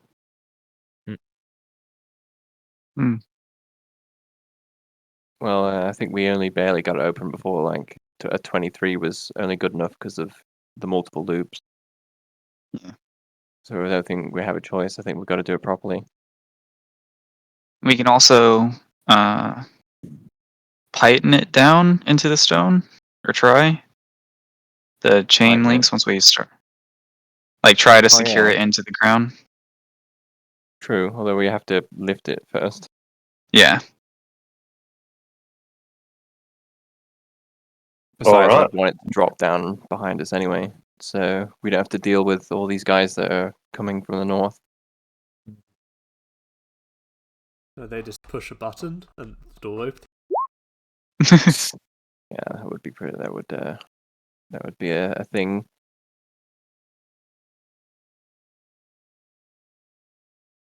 Okay, flightless.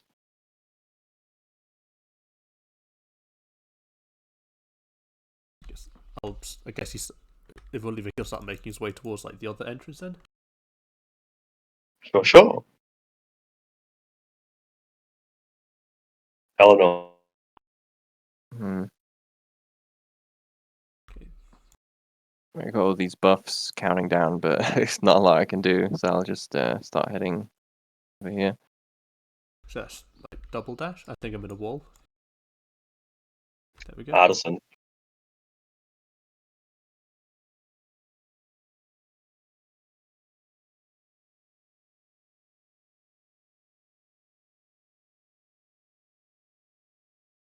Artisan. All right. I guess we're all running to the thing, so I'm going to run in there too. Righty.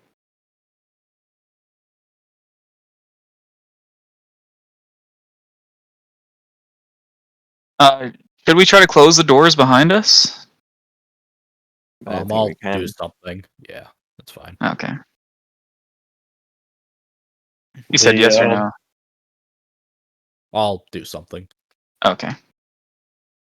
The entire warriors break into a run to pursue us. Mm-hmm. Okay. I'll come out here. Then inside the door, I'm gonna cast spike growth. Alright.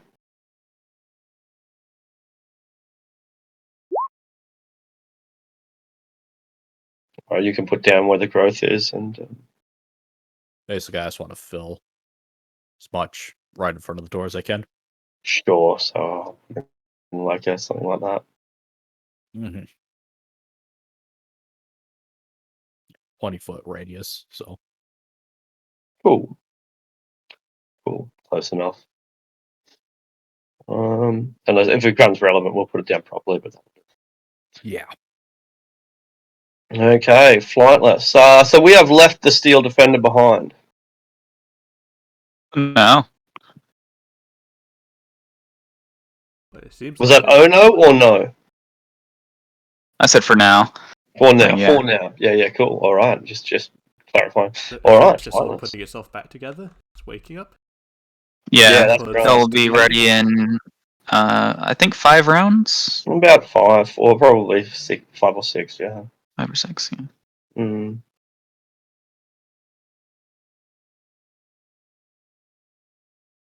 Flightless.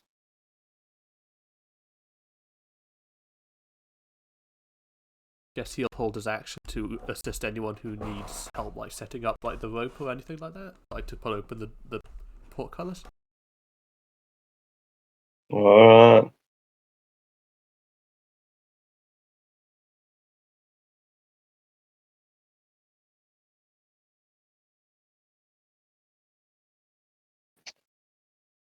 Lady Eleanor. I'll just move back up and body block the entrance. Okay. Artisan. I'm gonna be helping with the whatchamacallit, chain. Very good. That'll slow the process down because the tiny creature, the cat or whatever, Chaka is informed, whatever form she's in, can just drop it down to you rather than having to thread it herself, and that'll cut the time down roughly in half. All right, and then now that would be 4 rounds left on dude getting up, because it was 5 rounds to get to this point, and then into this one. All right.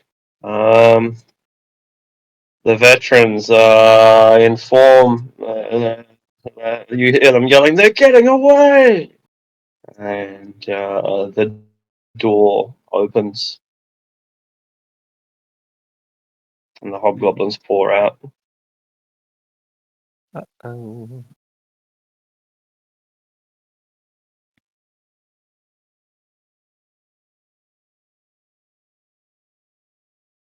Chaka. Oh, yeah, I guess you're busy. Flightless. Yeah, same again. Take their help action on anyone who's like going to try to open the door. All right. Cool. So yes, that's right. So that takes you up. Yep. Eleanor. Cast Sanctuary on myself. And remain body blocking the door. Artisan. I think we would just still be working on this, right? So that's 3 rounds. So I guess that would take my turn. All right. And 3 rounds left until boy gets up. Goblins poke their heads out, make an assessment, and go back in. The veterans rush forward, where they see the spike growth, and that halts their progress.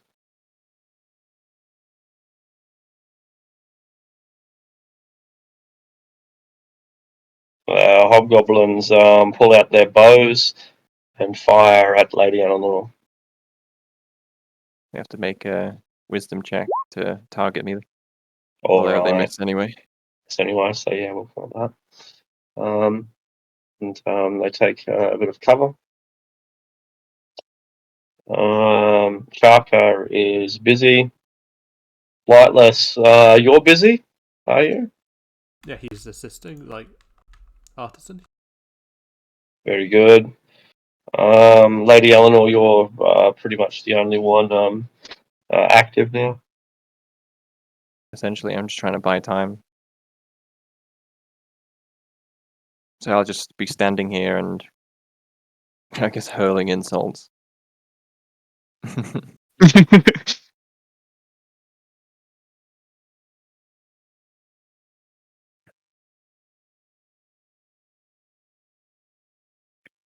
All right.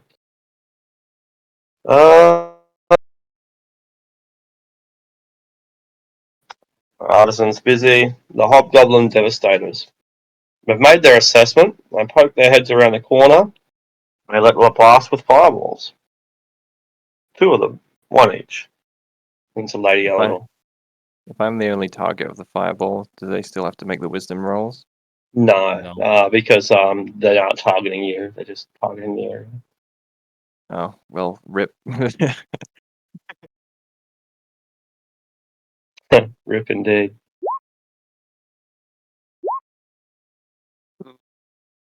Double oof. Unless I save against both of these. Well, actually, if I save against at least one of them, it should be fine. Saved against the Never mind. second, so 23 and 10. Total of Yeah, 33 might as well damage. attempt to save against them both. Wasn't the 7 a fail? Are you using inspiration? Yeah, cool. Yeah, that's all good. So 11 and 10 is a total of 21 damage. 21.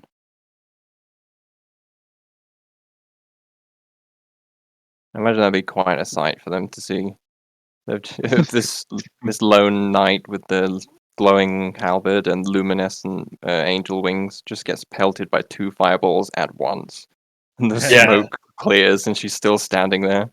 Yeah, and they don't advance; they back off again. the veterans are going to try to get these doors closed. So they're going to run into the area and start mucking around with the mechanisms. Each of them has advantage thanks to the assistance, or the help action basically, but they're not very good at this. This is not their level of expertise. They're not the smartest people in the world either. But one of them manages to get one moving and the other does not. So this door begins to close.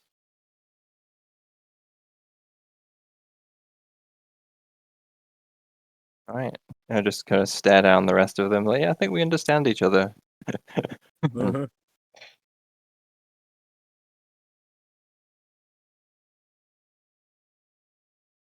I think we're both content to just let the hostilities end here. Like, and stay out. I don't want any more fireballs. You don't want any more glowing halberd.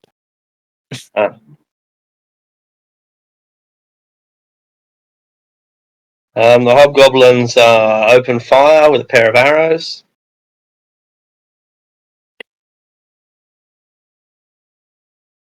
I'm supposed to do the wisdom saving throw. It doesn't matter. I miss anyway. Fine. Go. I suppose it ends up being less rolls in the end if you roll the attacks, then those that hit, then try a wisdom save. Yeah, exactly. It's not the right way to do it, but it is more efficient. Yeah. Chaka is, I guess, busy. Flightless is, I guess, busy. We're down to 8, 4, 7, 3, which means 3 rounds left until the gates are opened, or until we can try to open the gates, rather. You can hear the hooves are now audible, so the scouts are likely within a range of 1,000 feet, maybe even considerably less than that.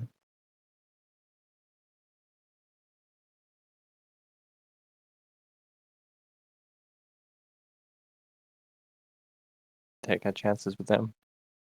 Yeah. Eleanor.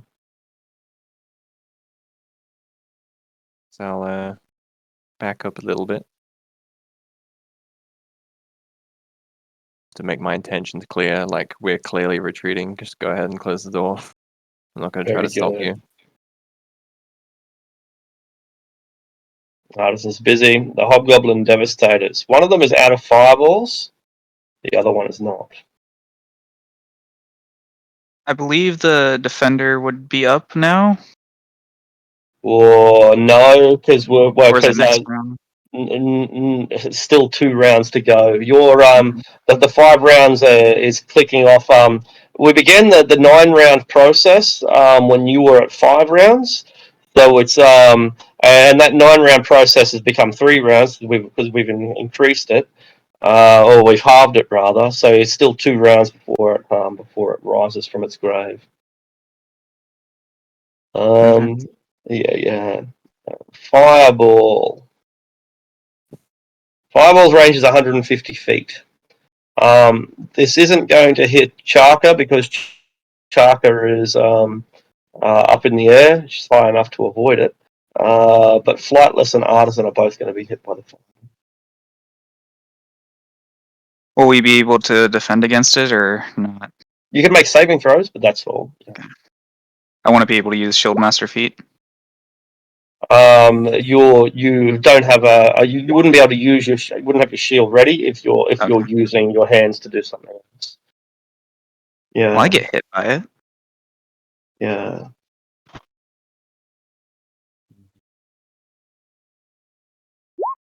$22 halved for 11 if you pass. And the Devastators realise that they've got you on the run now, and so they advance. The other veterans now try to continue to attempt to close the door, but they can't work out how to do it, and they're not engineers; they're soldiers. Hobgoblins fire their arrows at Eleanor. I'll do the wisdom save. I seem to have lost track of my token. Is it still there? 1 passes. You're 15 will down miss. here. Yeah, the steel defender. Yeah. Oh. Shark is busy. Lightless is busy. Hobgoblin captains at last emerge, half dressed. Eleanor. Don't have a ranged attack, so all I have is harsh language. Alright, so that means that we're all busy. Chaka, We'll we have 2 retreat ranks a left. little though. Alright. Artisan. There'll be one more round until the until your steel defender is available. You're busy, I assume. So we're back to the Hobgoblin Devastators, who still have one last fireball, which they use to hit all 3 of you, not Chaka.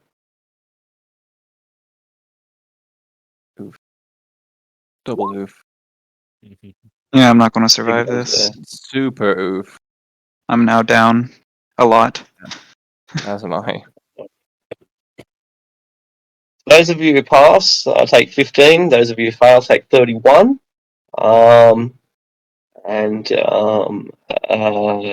It gets very, very grim because now it's just Chaka and Flightless to open the door, and neither of them are particularly strong. Let's see. How much damage was it if you passed? 31 and you pass 15. 15, yeah. For the amount of HP I gained from the last session. Hmm. Oh, good. Very good. The veterans have another go at closing the door. They still can't get it, but now they're ordered not to close the door anyway. They're ordered to leave it open. So that's pretty good. This was Chaka's spike growth, so I guess it still persists. Mhm. The hobgoblins will try to shoot Chaka up on the roof. Yeah. 80 feet, just in range. So it'll be short range. Mm-hmm. Bam, bam. Presume one of those hits. The second one would for sure. All right, and you take an injury, and our chances of survival grow ever slimmer. 1 round left, Chaka. Flightless is busy. The hobgoblin captains, half dressed as they are, run up, order the guards to stop closing the gates and to instead go and apprehend the intruders. Lady Eleanor, you are unconscious. Yeah, pass the death save. You hang in there. Artisan. Trying to find a death save button. Oh, there it is. Pass the death That's save. good. Your steel defender is conscious. At full hit points, right? Yes, but since I am not conscious, he can only. Mm-hmm. Can he move? Hold on. I don't know if he can move on his own.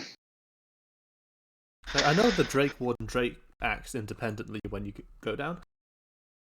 Okay, it can move and use its reaction on its own, so it can Right. move. So it takes 15 feet of movement to get up, or half of its movement, whatever is greater. And it's still got. It can take a dash action, I guess.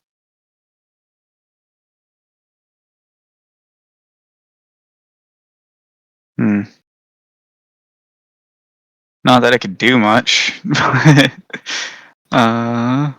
if it tries to close the other door? Yeah. It'd probably just be killed by the veterans then. Maybe, but it's not like when we're like seconds away from TPKing, we might as well try. Mm-hmm.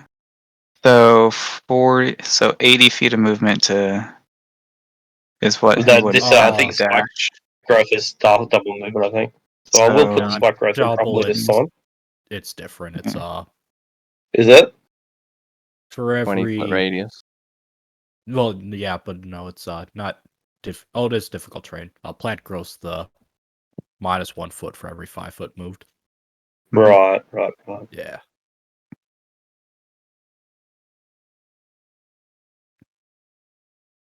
So I guess he would run up here and Instead of try being to. 20 feet, it'll be 40 feet of movement. 15 feet to get up, and then how much has he got left? 45, I assume. If With he's 40 base, so if he dashes, Well, so he uses 20, so he'll have 60 left. Yeah. That'll bring it to 20, and yeah, the 40 we'll put it on just exactly the other side, but you'll take damage from the swipe. I think yeah. Take 8d4 in total.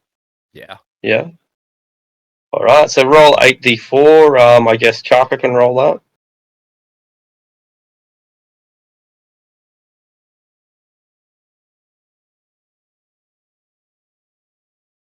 17. All right, it's still hanging in there.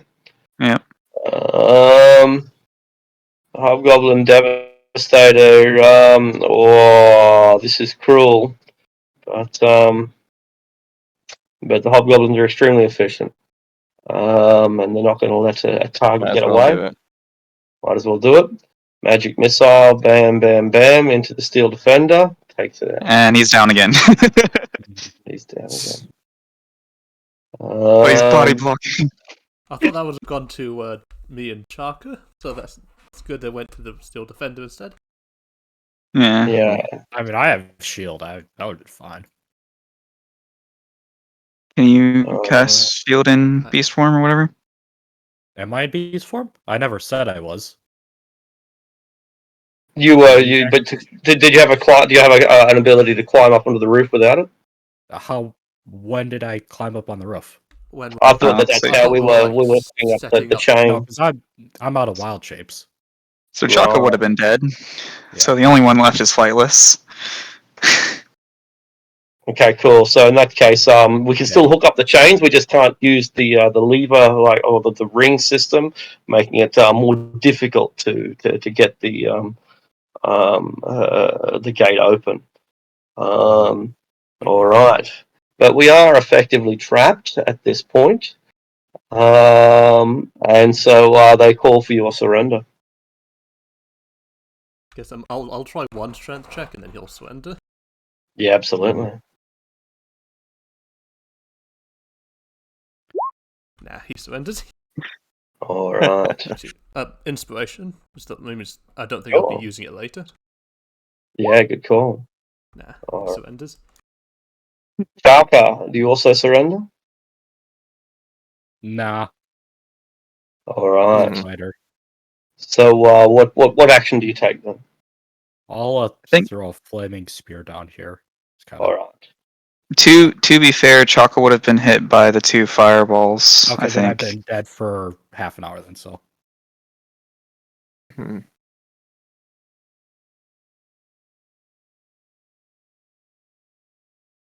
Well, I guess that just leaves one thing, which is yeah. might as And well to wrap be it fair, up. you guys just completely were over talking me for a long while there. I wasn't able to do anything. Yeah, So sorry.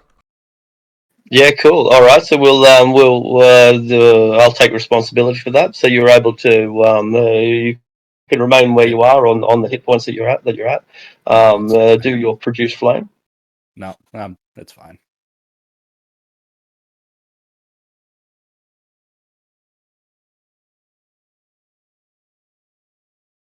All right. Well, in that case, yeah. All right. They want to take you alive. They want to understand what you're doing here. They have a bunch of prison cells, and so you were placed in manacles, placed in chains, and put within some cells. I'll move you down to those cells, but I'll make you GM layer before I do so that you can't see where you're going. Fair enough. Okay.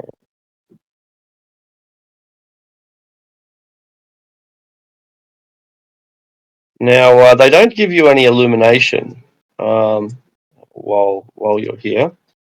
Cruel as they Do are. they heal us at all, or do we need to make death saving throws? They do heal you, yeah, or at least they make the medicine checks that will, if not healing you, because they want to keep you on 0 hit points, then at least stabilize you. That's the word I'm looking for. So I'll put light in your rooms. No, there is no light, but I'll put the light in your rooms anyway, just so that you've got some concept of where you are.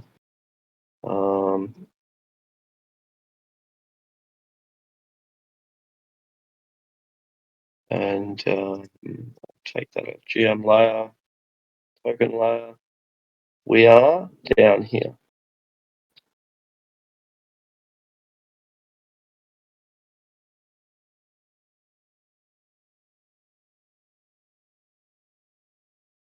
In this general Okay. vicinity. That's right, each individual cells. After you're placed in manacles, kind of unnecessary, but they do it anyway. They're placed in manacles, which are chained to the wall, both your hands, both your feet. You're then locked behind a cell door. There's nothing here except for a plate. The bowl is currently empty, save for the remnants of the filth of somebody's meal long ago, presumably some slave that was worked to death, which you may be the next. And after the guards have gone, you hear a voice. It's not exactly harsh. It's loud enough that you can be heard through their cell door as well as your cell door, and they speak in the common tongue.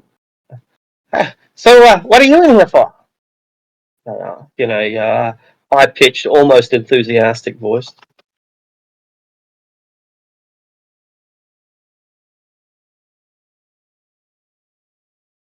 Come on, I'm not an enemy. I'm in here the same as you. Well, what are you in here for?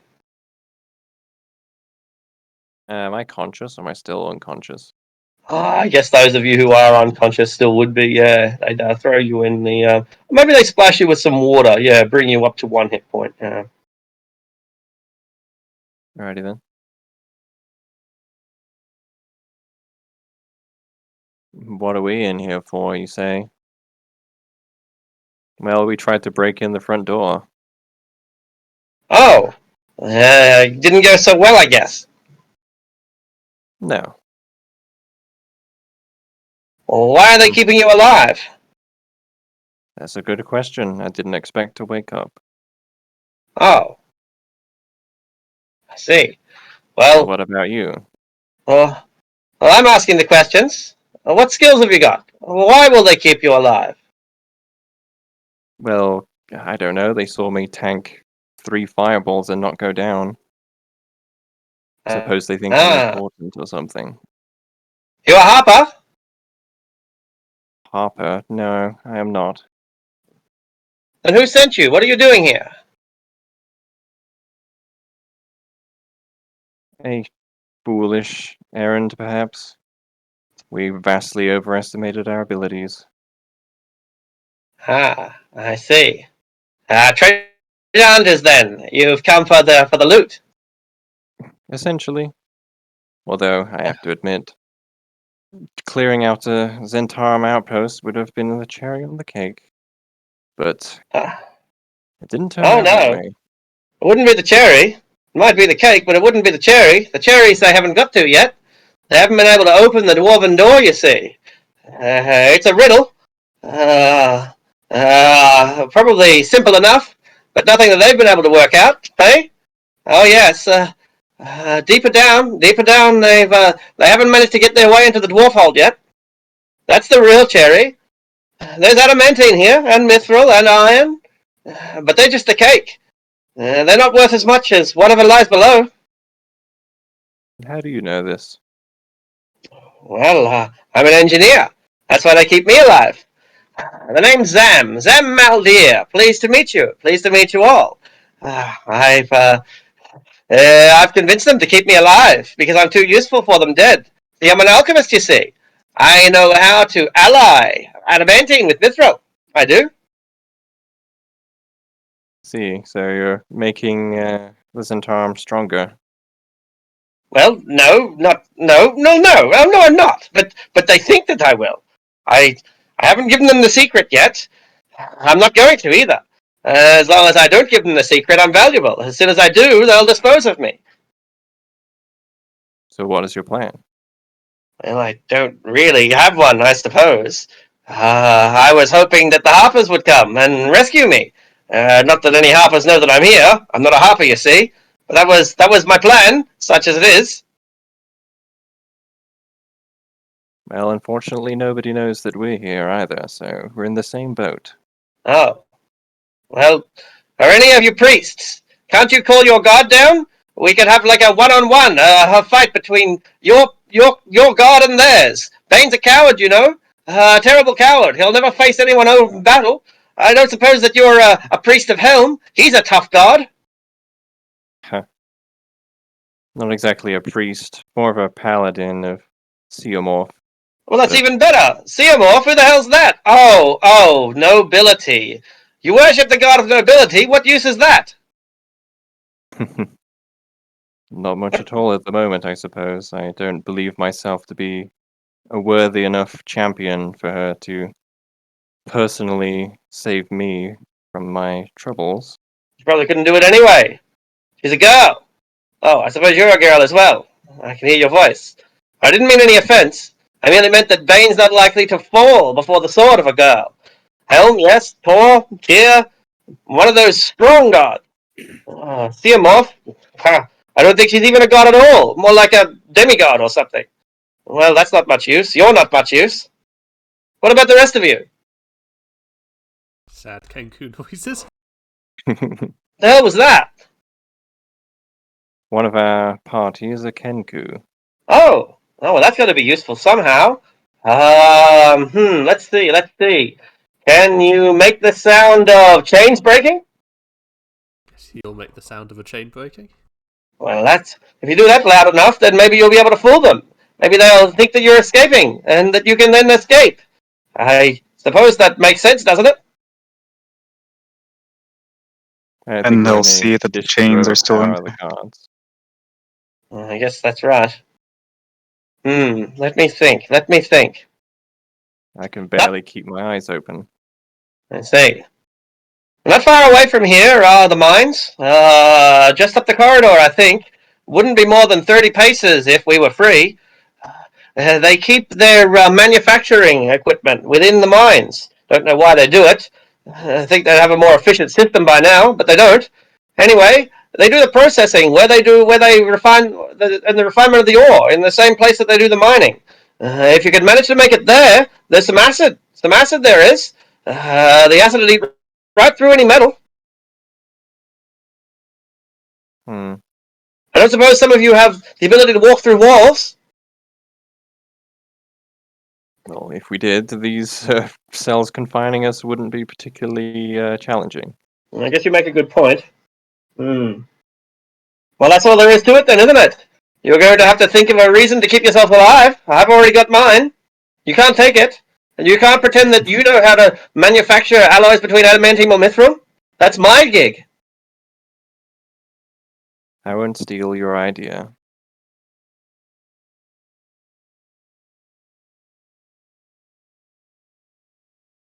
Well, you said you weren't going to tell them eventually, or rather, that when they find out, you're as good as dead. So I assume you have some idea how to get out of here?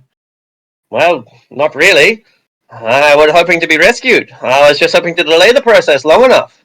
I'll make their ally for them. Oh, yes, I will. I'll do it. I just won't show them how. Alchemy is a difficult process, you see. And you can't learn by just watching. You need to be taught. I won't be teaching anyone.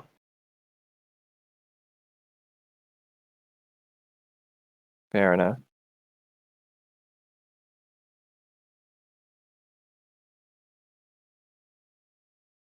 Well, I suppose I'd better start thinking. I guess you better. I guess that's all there is to it. I guess you start thinking, and thinking good and fast.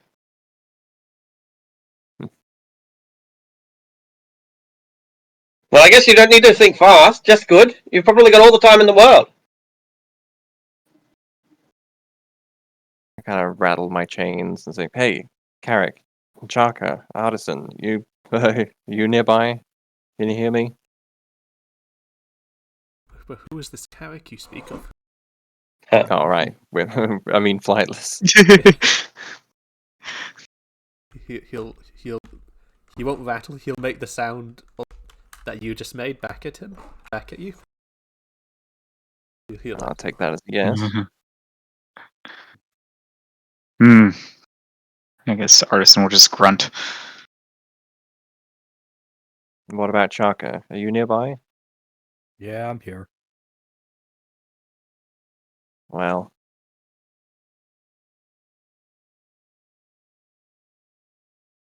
at least we're all close together. Looking around the cell. I assume the walls are made of stone. What about the door? Is it metal or is it wood? Metal, is it wood? Is it stone?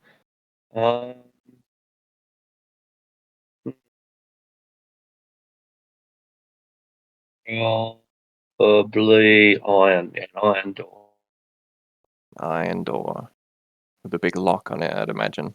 Yeah, that's right. On the other side, obviously. Any, Yeah, like, dwarven cells. Yes, yep. Chaka. any grates or anything? Great. Barred or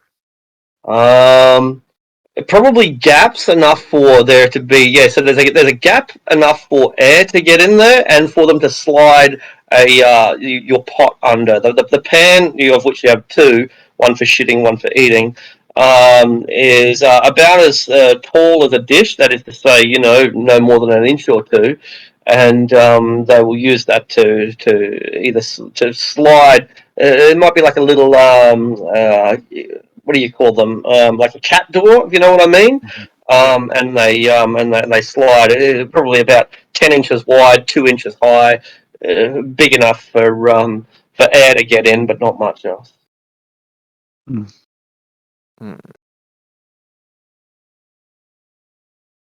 if I get a chance for a full short rest, I'm gonna wild shape into a rat and just scamper out of here. Absolutely. So that time hasn't passed yet, but it's in. But assuming that they don't come and interview you, then it will. So yeah, that will become an option at some stage. If you want it to be now, that's fine. If you want to continue to talk to this guy, Zam, you can. If you want to talk to each other, you can. Otherwise, the time will pass, and no one comes to interview you during that time.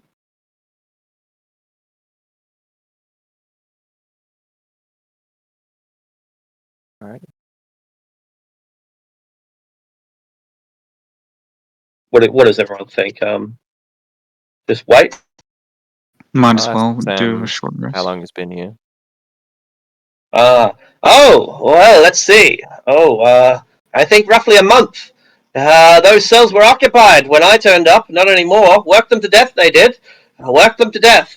Humans aren't cut out for that sort of work. If they had got some dwarves, they might have survived. But no, worked them to death, they did.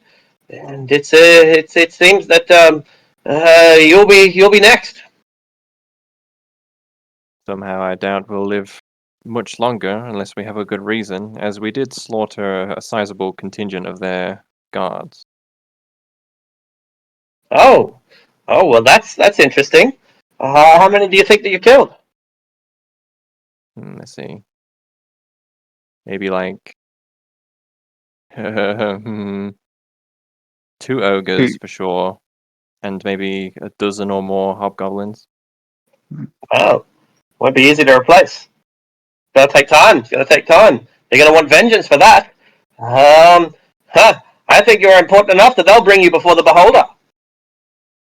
There's a beholder down here? Oh yes, there's a beholder down here. Doesn't seem to get along very well with the priest, though.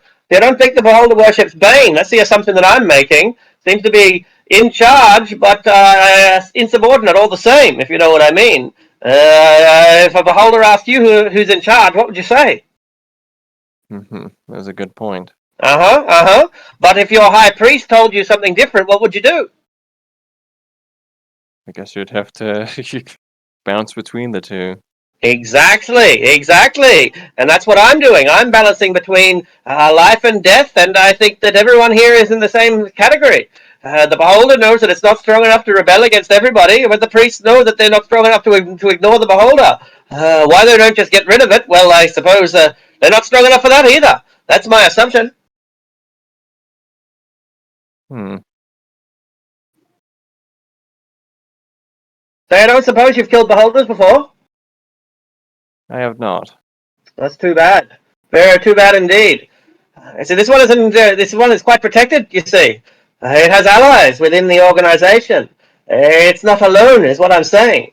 It's not the only one who doesn't bow down to Bane. That's what I'm trying to tell you. He said the word Cyric before, I'm pretty sure, so he'll say that name at him. Like, oh no, not Cyric. Baal, god of assassination. You see, Bane has friends, or allies at least. Baal and Merkel. Merkel's a god of the dead, or undeath. Baal is a god of murder, and Bane the god of tyranny and fear. They're called the Dead Three, you see. They all work together, or they did once upon a time when they were still mortal, but they never really trusted each other. They had each other's backs, but they were never friends, or rather associates and allies, rather than friends. So you can see the rift isn't particularly great. You couldn't drive an elephant through that rift, but you could fit a mouse through. And it's at that point that Chaka has recovered her wild shape. I guess, can I use my hit dice? Like, throw hit dice? Yeah, absolutely. Yeah, you can effectively have taken a short rest.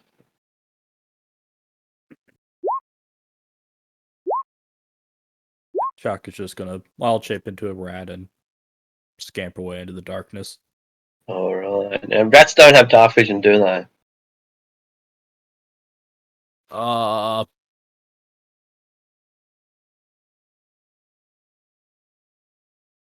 They probably don't, but Also, I rolled 5 hit dice and regained 13 hit No. points. Well done. they have dark vision, 60 feet. They do. Cool. Well, I'll give you dark vision if you don't already have. Also, because I mentioned so because I've got some interesting things in my inventory, which I guess I don't have now. Yeah. Well, I was trying to just retire Chaka, effectively. Sure. Oh, so she scurries out and tries to get somewhere. Just get out, right? Yep. All right. Well, eventually you scurry your way to the front gate, and when the scouts come in for their report, you're able to escape out into the desert, and you get away with your life. Mm-hmm. Easy druid escape. You are the survivor. Yeah, druids are so difficult to cage. Yeah.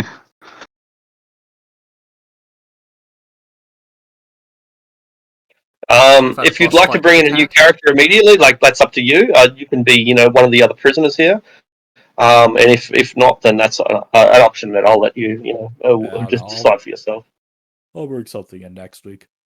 All right, alrighty. So probably as a prisoner is the most convenient way, but we might find some other alternative as well. Whatever works for you. Yeah.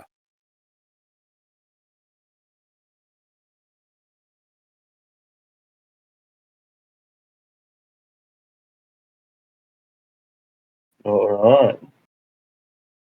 So as for the rest of you, I guess you just wait until you're dragged before the superiors. Not else I can do. I can't pick the locks. I can't teleport. I can't wild shape. So, All right. I mean, I could try to break my manacles, but then the big iron door in front of me is going to be something I can't break with my bare hands. Excellent. So one by one, you are retrieved, and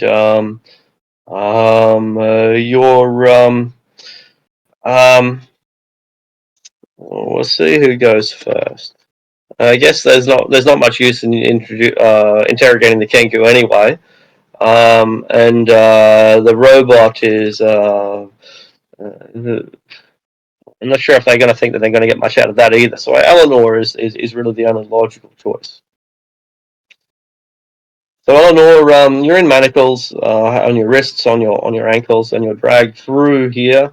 I'll take you slowly so that you can get some impression of where you are. Here are the giant doors, the great dwarven doors. Do you read dwarven? No.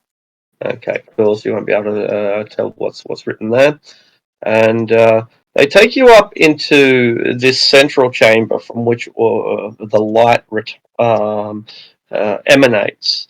What's going on here is there is a gate under construction, or an archway anyway. It's being made out of steel that has a green tinge to it, a kind of green steel that it doesn't come from this world, incidentally. And that steel is carved with the script in the infernal tongue. Can you read infernal? No. Excellent, or not. It probably going to take a long time before it is finished. It won't be done in a day, but it's being worked on right now. All right. The area within that archway is illuminated with an intense red fire that casts light throughout this entire area. But exactly what's going on here is a mystery. And they take you deeper into the main hall, not quite where we fought the goblins, but in that sort of general vicinity. You're being led here by those Zentarum veterans that came after us and struggled so badly to to close the door. Soldiers, not engineers. And eventually, you are brought into a kind of shrine. The shrine was once dedicated to the dwarven gods, the Morden Simon, but it's been reconsecrated to Bane since. The dwarven sculptures, once grand and noble, have been reworked so that they look like devils, horns and tails, and other foreboding imagery, all of which add to the kind of menace that they are trying to produce here. There is a circle that is being inscribed upon the ground. It doesn't appear to be complete. It looks like the runes that have worked through it are roughly halfway done. Do you do you have Arcana as a skill? I guess not. No. Make a history check then. I'll try. 14's not bad. Teleportation circles are not that uncommon. They're pretty rare, but they're the sort of thing that you would see within certain temples down in Cormier, certainly within the royal palace and so on. And so there is a half-constructed teleportation circle being built within this converted shrine. All right, and thus the interview begins. A couple of overly zealous priests who have the black gauntlet of Bane push you down, kick out your knees, and make you fall onto the ground, still in chains. And you find yourself before a high priest who doesn't just have one of those black gauntlets and full set of black plate armor, but also carries a Nightbringer, a weapon exclusively reserved for members of the Banite theology who have proven themselves useful and loyal. Yeah. I trust you have found your accommodations to be suitable to your current state of affairs? The High Priest asks. Oh, yeah, for sure. And this little place you've got here is pretty nice as well, but it's missing a little something. Spit on the floor. Yeah, that's better. And the Inquisitor frowns. He looks down at the spit. I should have expected no more from a Cormyrian. And you recognize his voice as being Sembian, the ancient rivals of Cormier. Do you have any reason why I should keep you alive? None apart from the fact that I am a member of the House Veyren, as you've no doubt already know, having no doubt gone through my personal effects. Ah, I see. I, in fact, have not seen this heraldry, so I appreciate the information. It has gone instead to other locations within the broader complex here, within Tetiamar. But you are nobility, you say. Would your family be willing to pay a ransom? Perhaps. How much You do you could value try. your life at? My life is no more valuable than any other. I think that that is not true. How much would your family value your life at? Well, my family and I aren't particularly close. Perhaps they would pay for my release, perhaps not. That does not bode well for your companions. I must assume that you are fond of them. Of course. Then perhaps you would show more decorum and respect here in this sanctified area, for it would not be fitting if I should make them clean up your mess, would it?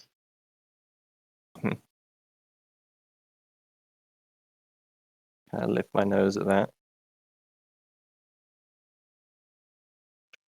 What to do with you? What to do with you? I will put you to work, I suppose. You seem to be strong enough to wield a pick.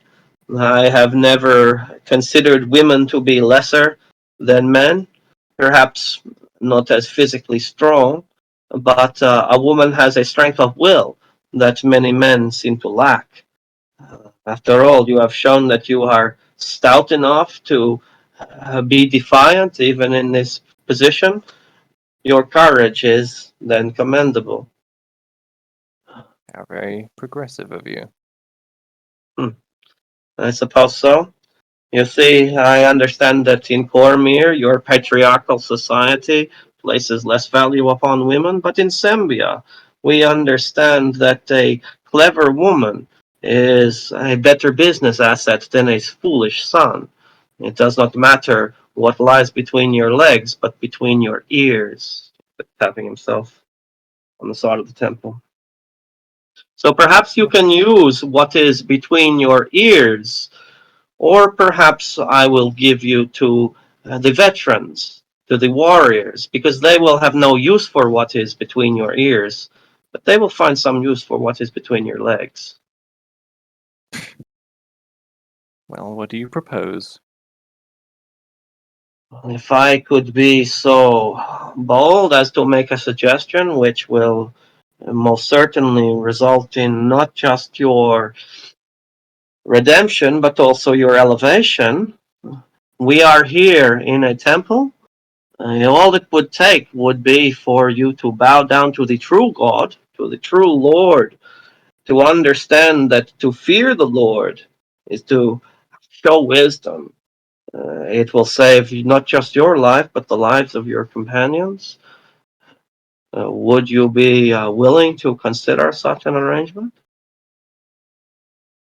Like what? You want me to kiss your feet? No, no, no, no, no, not my feet, but his. And she gestures towards one of the reworked statues, the largest, a statue of pain. A conversion to turn away from whatever pitiful god has abandoned you and to embrace the true god, the god of the Moonsea, of the Dales, of Anarok, and of the whole world, the most powerful god in all of Faerun. Sorry, but you'll find my will not so weak as that. And believe that your god would honor any deal or promise. Well, I am afraid that your belief is incorrect. You see, within the Temple of Bane, we have a long history of offering conversions to our enemies. Indeed, the Zentarum was not always the property of the Banites, but fell into an insurrectionist's hands named Sirik for some 20 years. Uh, the Banites were wise and generous and benevolent enough to offer them all a chance. Just one chance. Convert or die. Indeed, I was one of the architects of this conversion. We call it the Bane death. Accept Bane or accept death. It is your choice. I cannot change your soul. I cannot know what is in your heart. But I can cut out your heart if you refuse to give it to the Lord. I'll just kind of spread my arms wide, then take it. You are so eager to die. Well, then perhaps there is little that I can do to offer you. You cannot be trusted. You are unwilling to compromise. And you have shown nothing but disrespect, along with courage, defiance in the face of fear. But you must understand, my dear, that we have ways of preventing you from receiving the redemption that your God would otherwise offer. We have ways of ensuring that your soul does not reach the Elysium that you think that you have been promised. Would it not be better then to accept the will of the Lord and bow down and be given a second chance? Or are you so eager for your soul and the souls of your companions to know only eternal torment?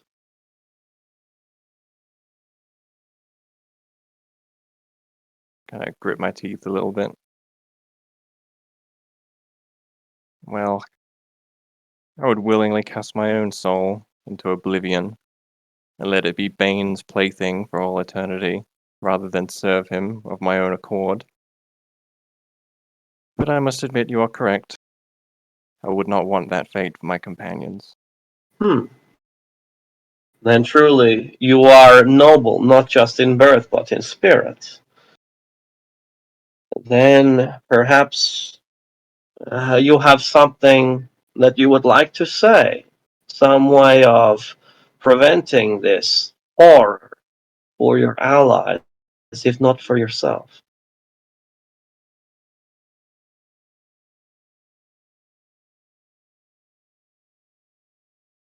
Is this the altar here? It is. I'll slowly get to my feet, assuming nobody stops me. They do not. You've still got chains on ankles and wrist, but you can drag them with you.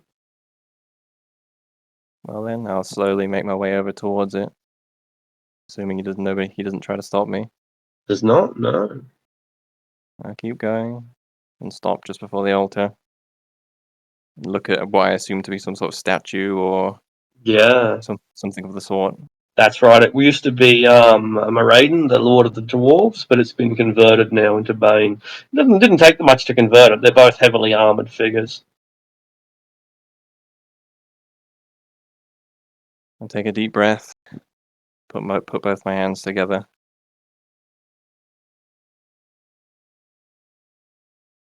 Forgive me, Seomorph. But I've always lived my life according to your code. To my own code, that of Noblesse, oblige. But my duty is to that of others. And to protect others, I must do this. I'll kneel before the altar and lower my head. Bane, receive my soul in submission to you for all eternity, on the condition that you spare my comrades. Make for me this bargain, and I will serve you obediently. Should you break this bargain, I kind of grit my teeth tightly, I'll show you the kind of wrath that only a mortal spurned by gods could possibly have.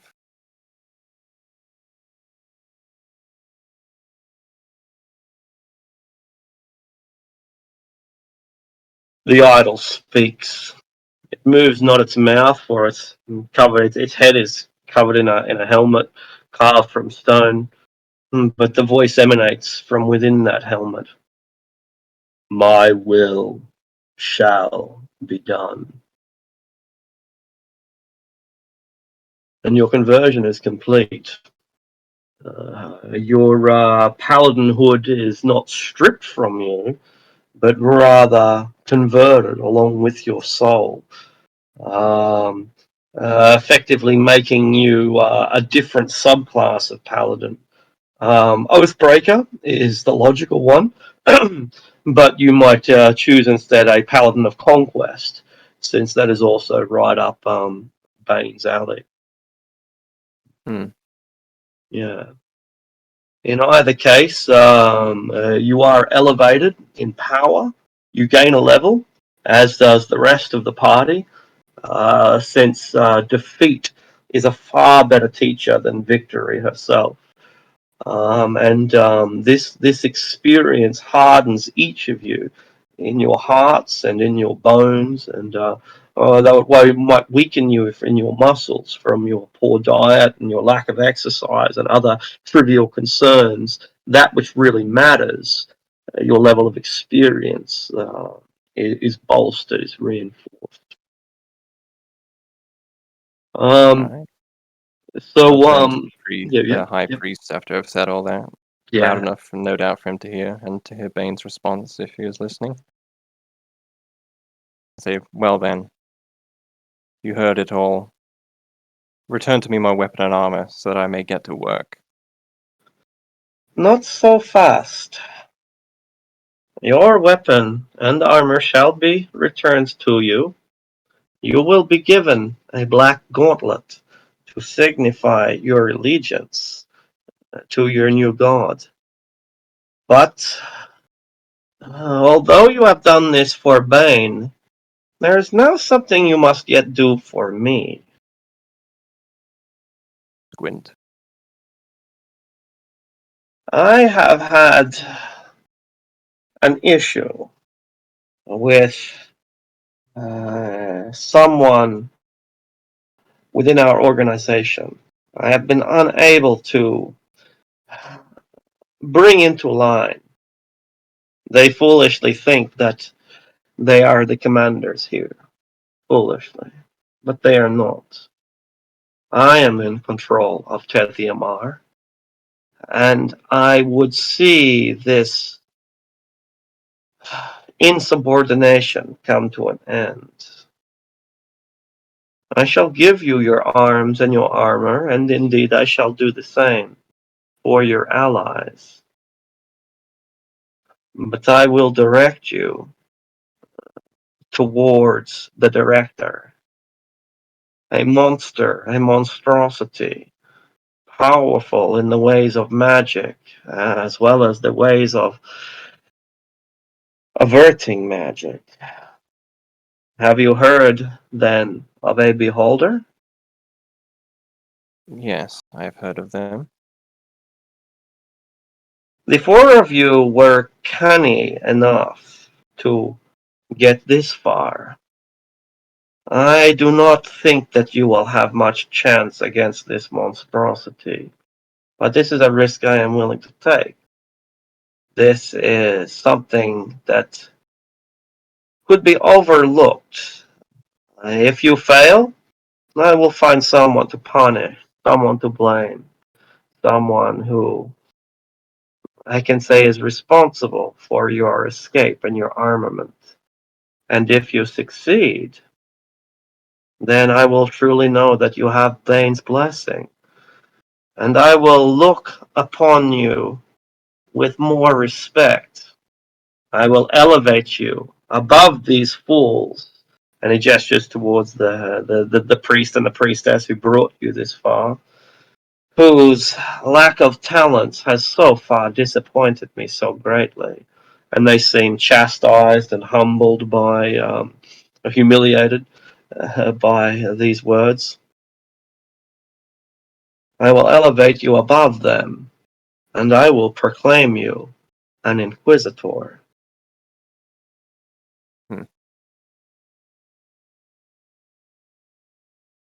Go now. Test, perhaps. But Yeah. sending us up against a beholder, it's almost like an execution in different form. It will be an execution for you and your companions, or an execution for the insubordinate monster. Whoever shall triumph, Bane will be rewarded. Suppose that he shall. Very good. Take her away. Allow them to converse. Prepare, anoint their equipment, and do what you can to ensure that any iconography that this noble woman hangs on to is suitably converted to her new role, so that she has no reminders of who she once was, and instead she looks forward to who she has become.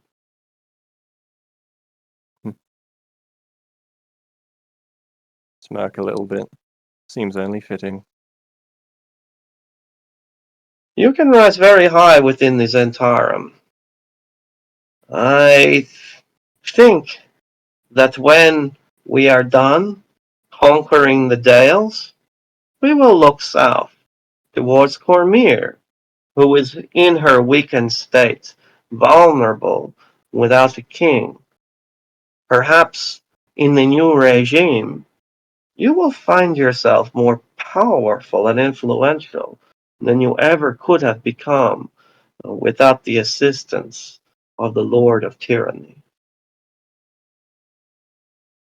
Perhaps you're right. How fortuitous it is, how wise the gods are to have brought you here. This is beneficial to us all, except, of course, to the beholder.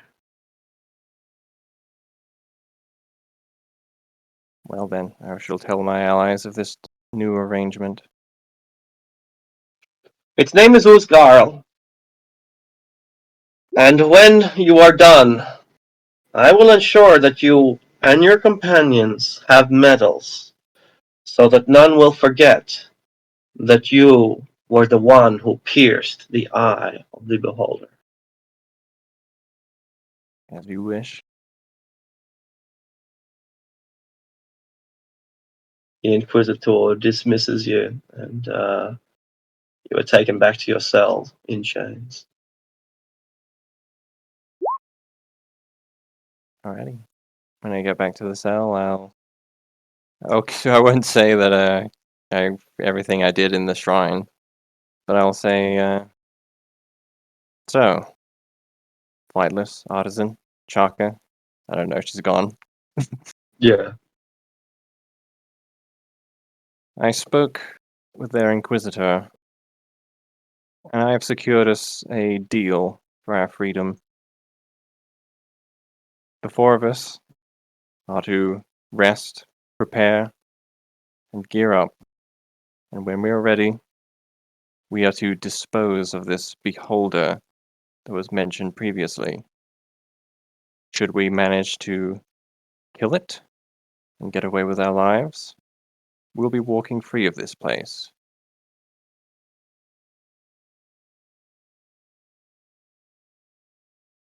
I guess he has no way to like convey this, but like he with Flighters, like he pretty much knows that like that's not really going to happen, though, is it? There's probably going to string us along endless tasks until we either die or like escape. That's just what his thoughts on the situation are. Like as long as they're alive, I guess that's a good thing. If all of their forces cannot defeat the Beholder, why would we be able to? Perhaps it's just an execution in different form, but I pause for a moment. Trust me on this. Even if we should all perish, the three of you, at least, will be free.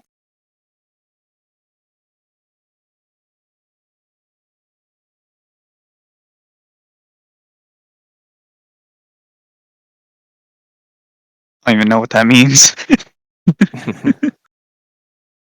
Out of character, she's basically saying that even if you die due to being killed by the Beholder, you weren't ritually sacrificed by the Bay Knights and had your soul stolen. So Oh.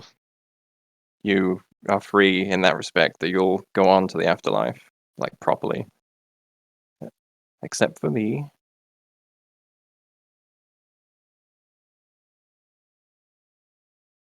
Artisan doesn't know if he would go to an afterlife or not. Do you believe in, like, a dwarven god? He believes in the dwarven god of the forge simply because his makers did. And Flightless was forced to worship Lolth, and she's gone at the moment. Yeah. It's true. Artisan's view on the gods is Artisan views himself as the god of his own creations in the way that he perceives it. So the dwarves were actually his gods, but inherently the dwarven forge god is also his god, kind of thing. Sure.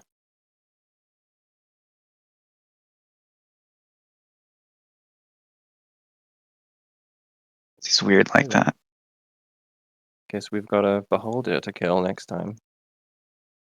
Who knows how that's gonna go? Probably terrible. Probably. Team Wipe 2.0.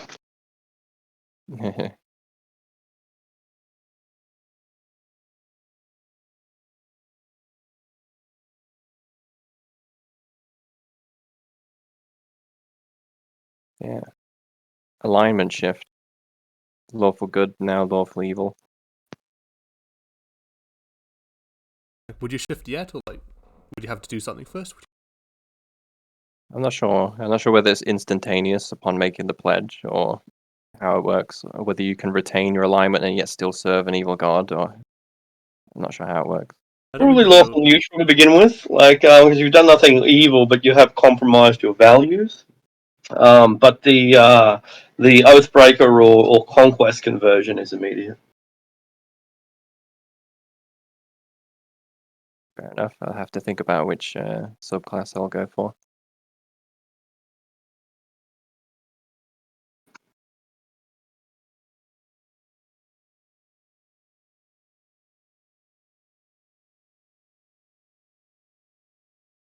All right. Well, shall we call it there then? Sounds good. Goodbye, Internet. It's been an exciting session. Yeah. Thanks, everyone. See you all soon. I was wondering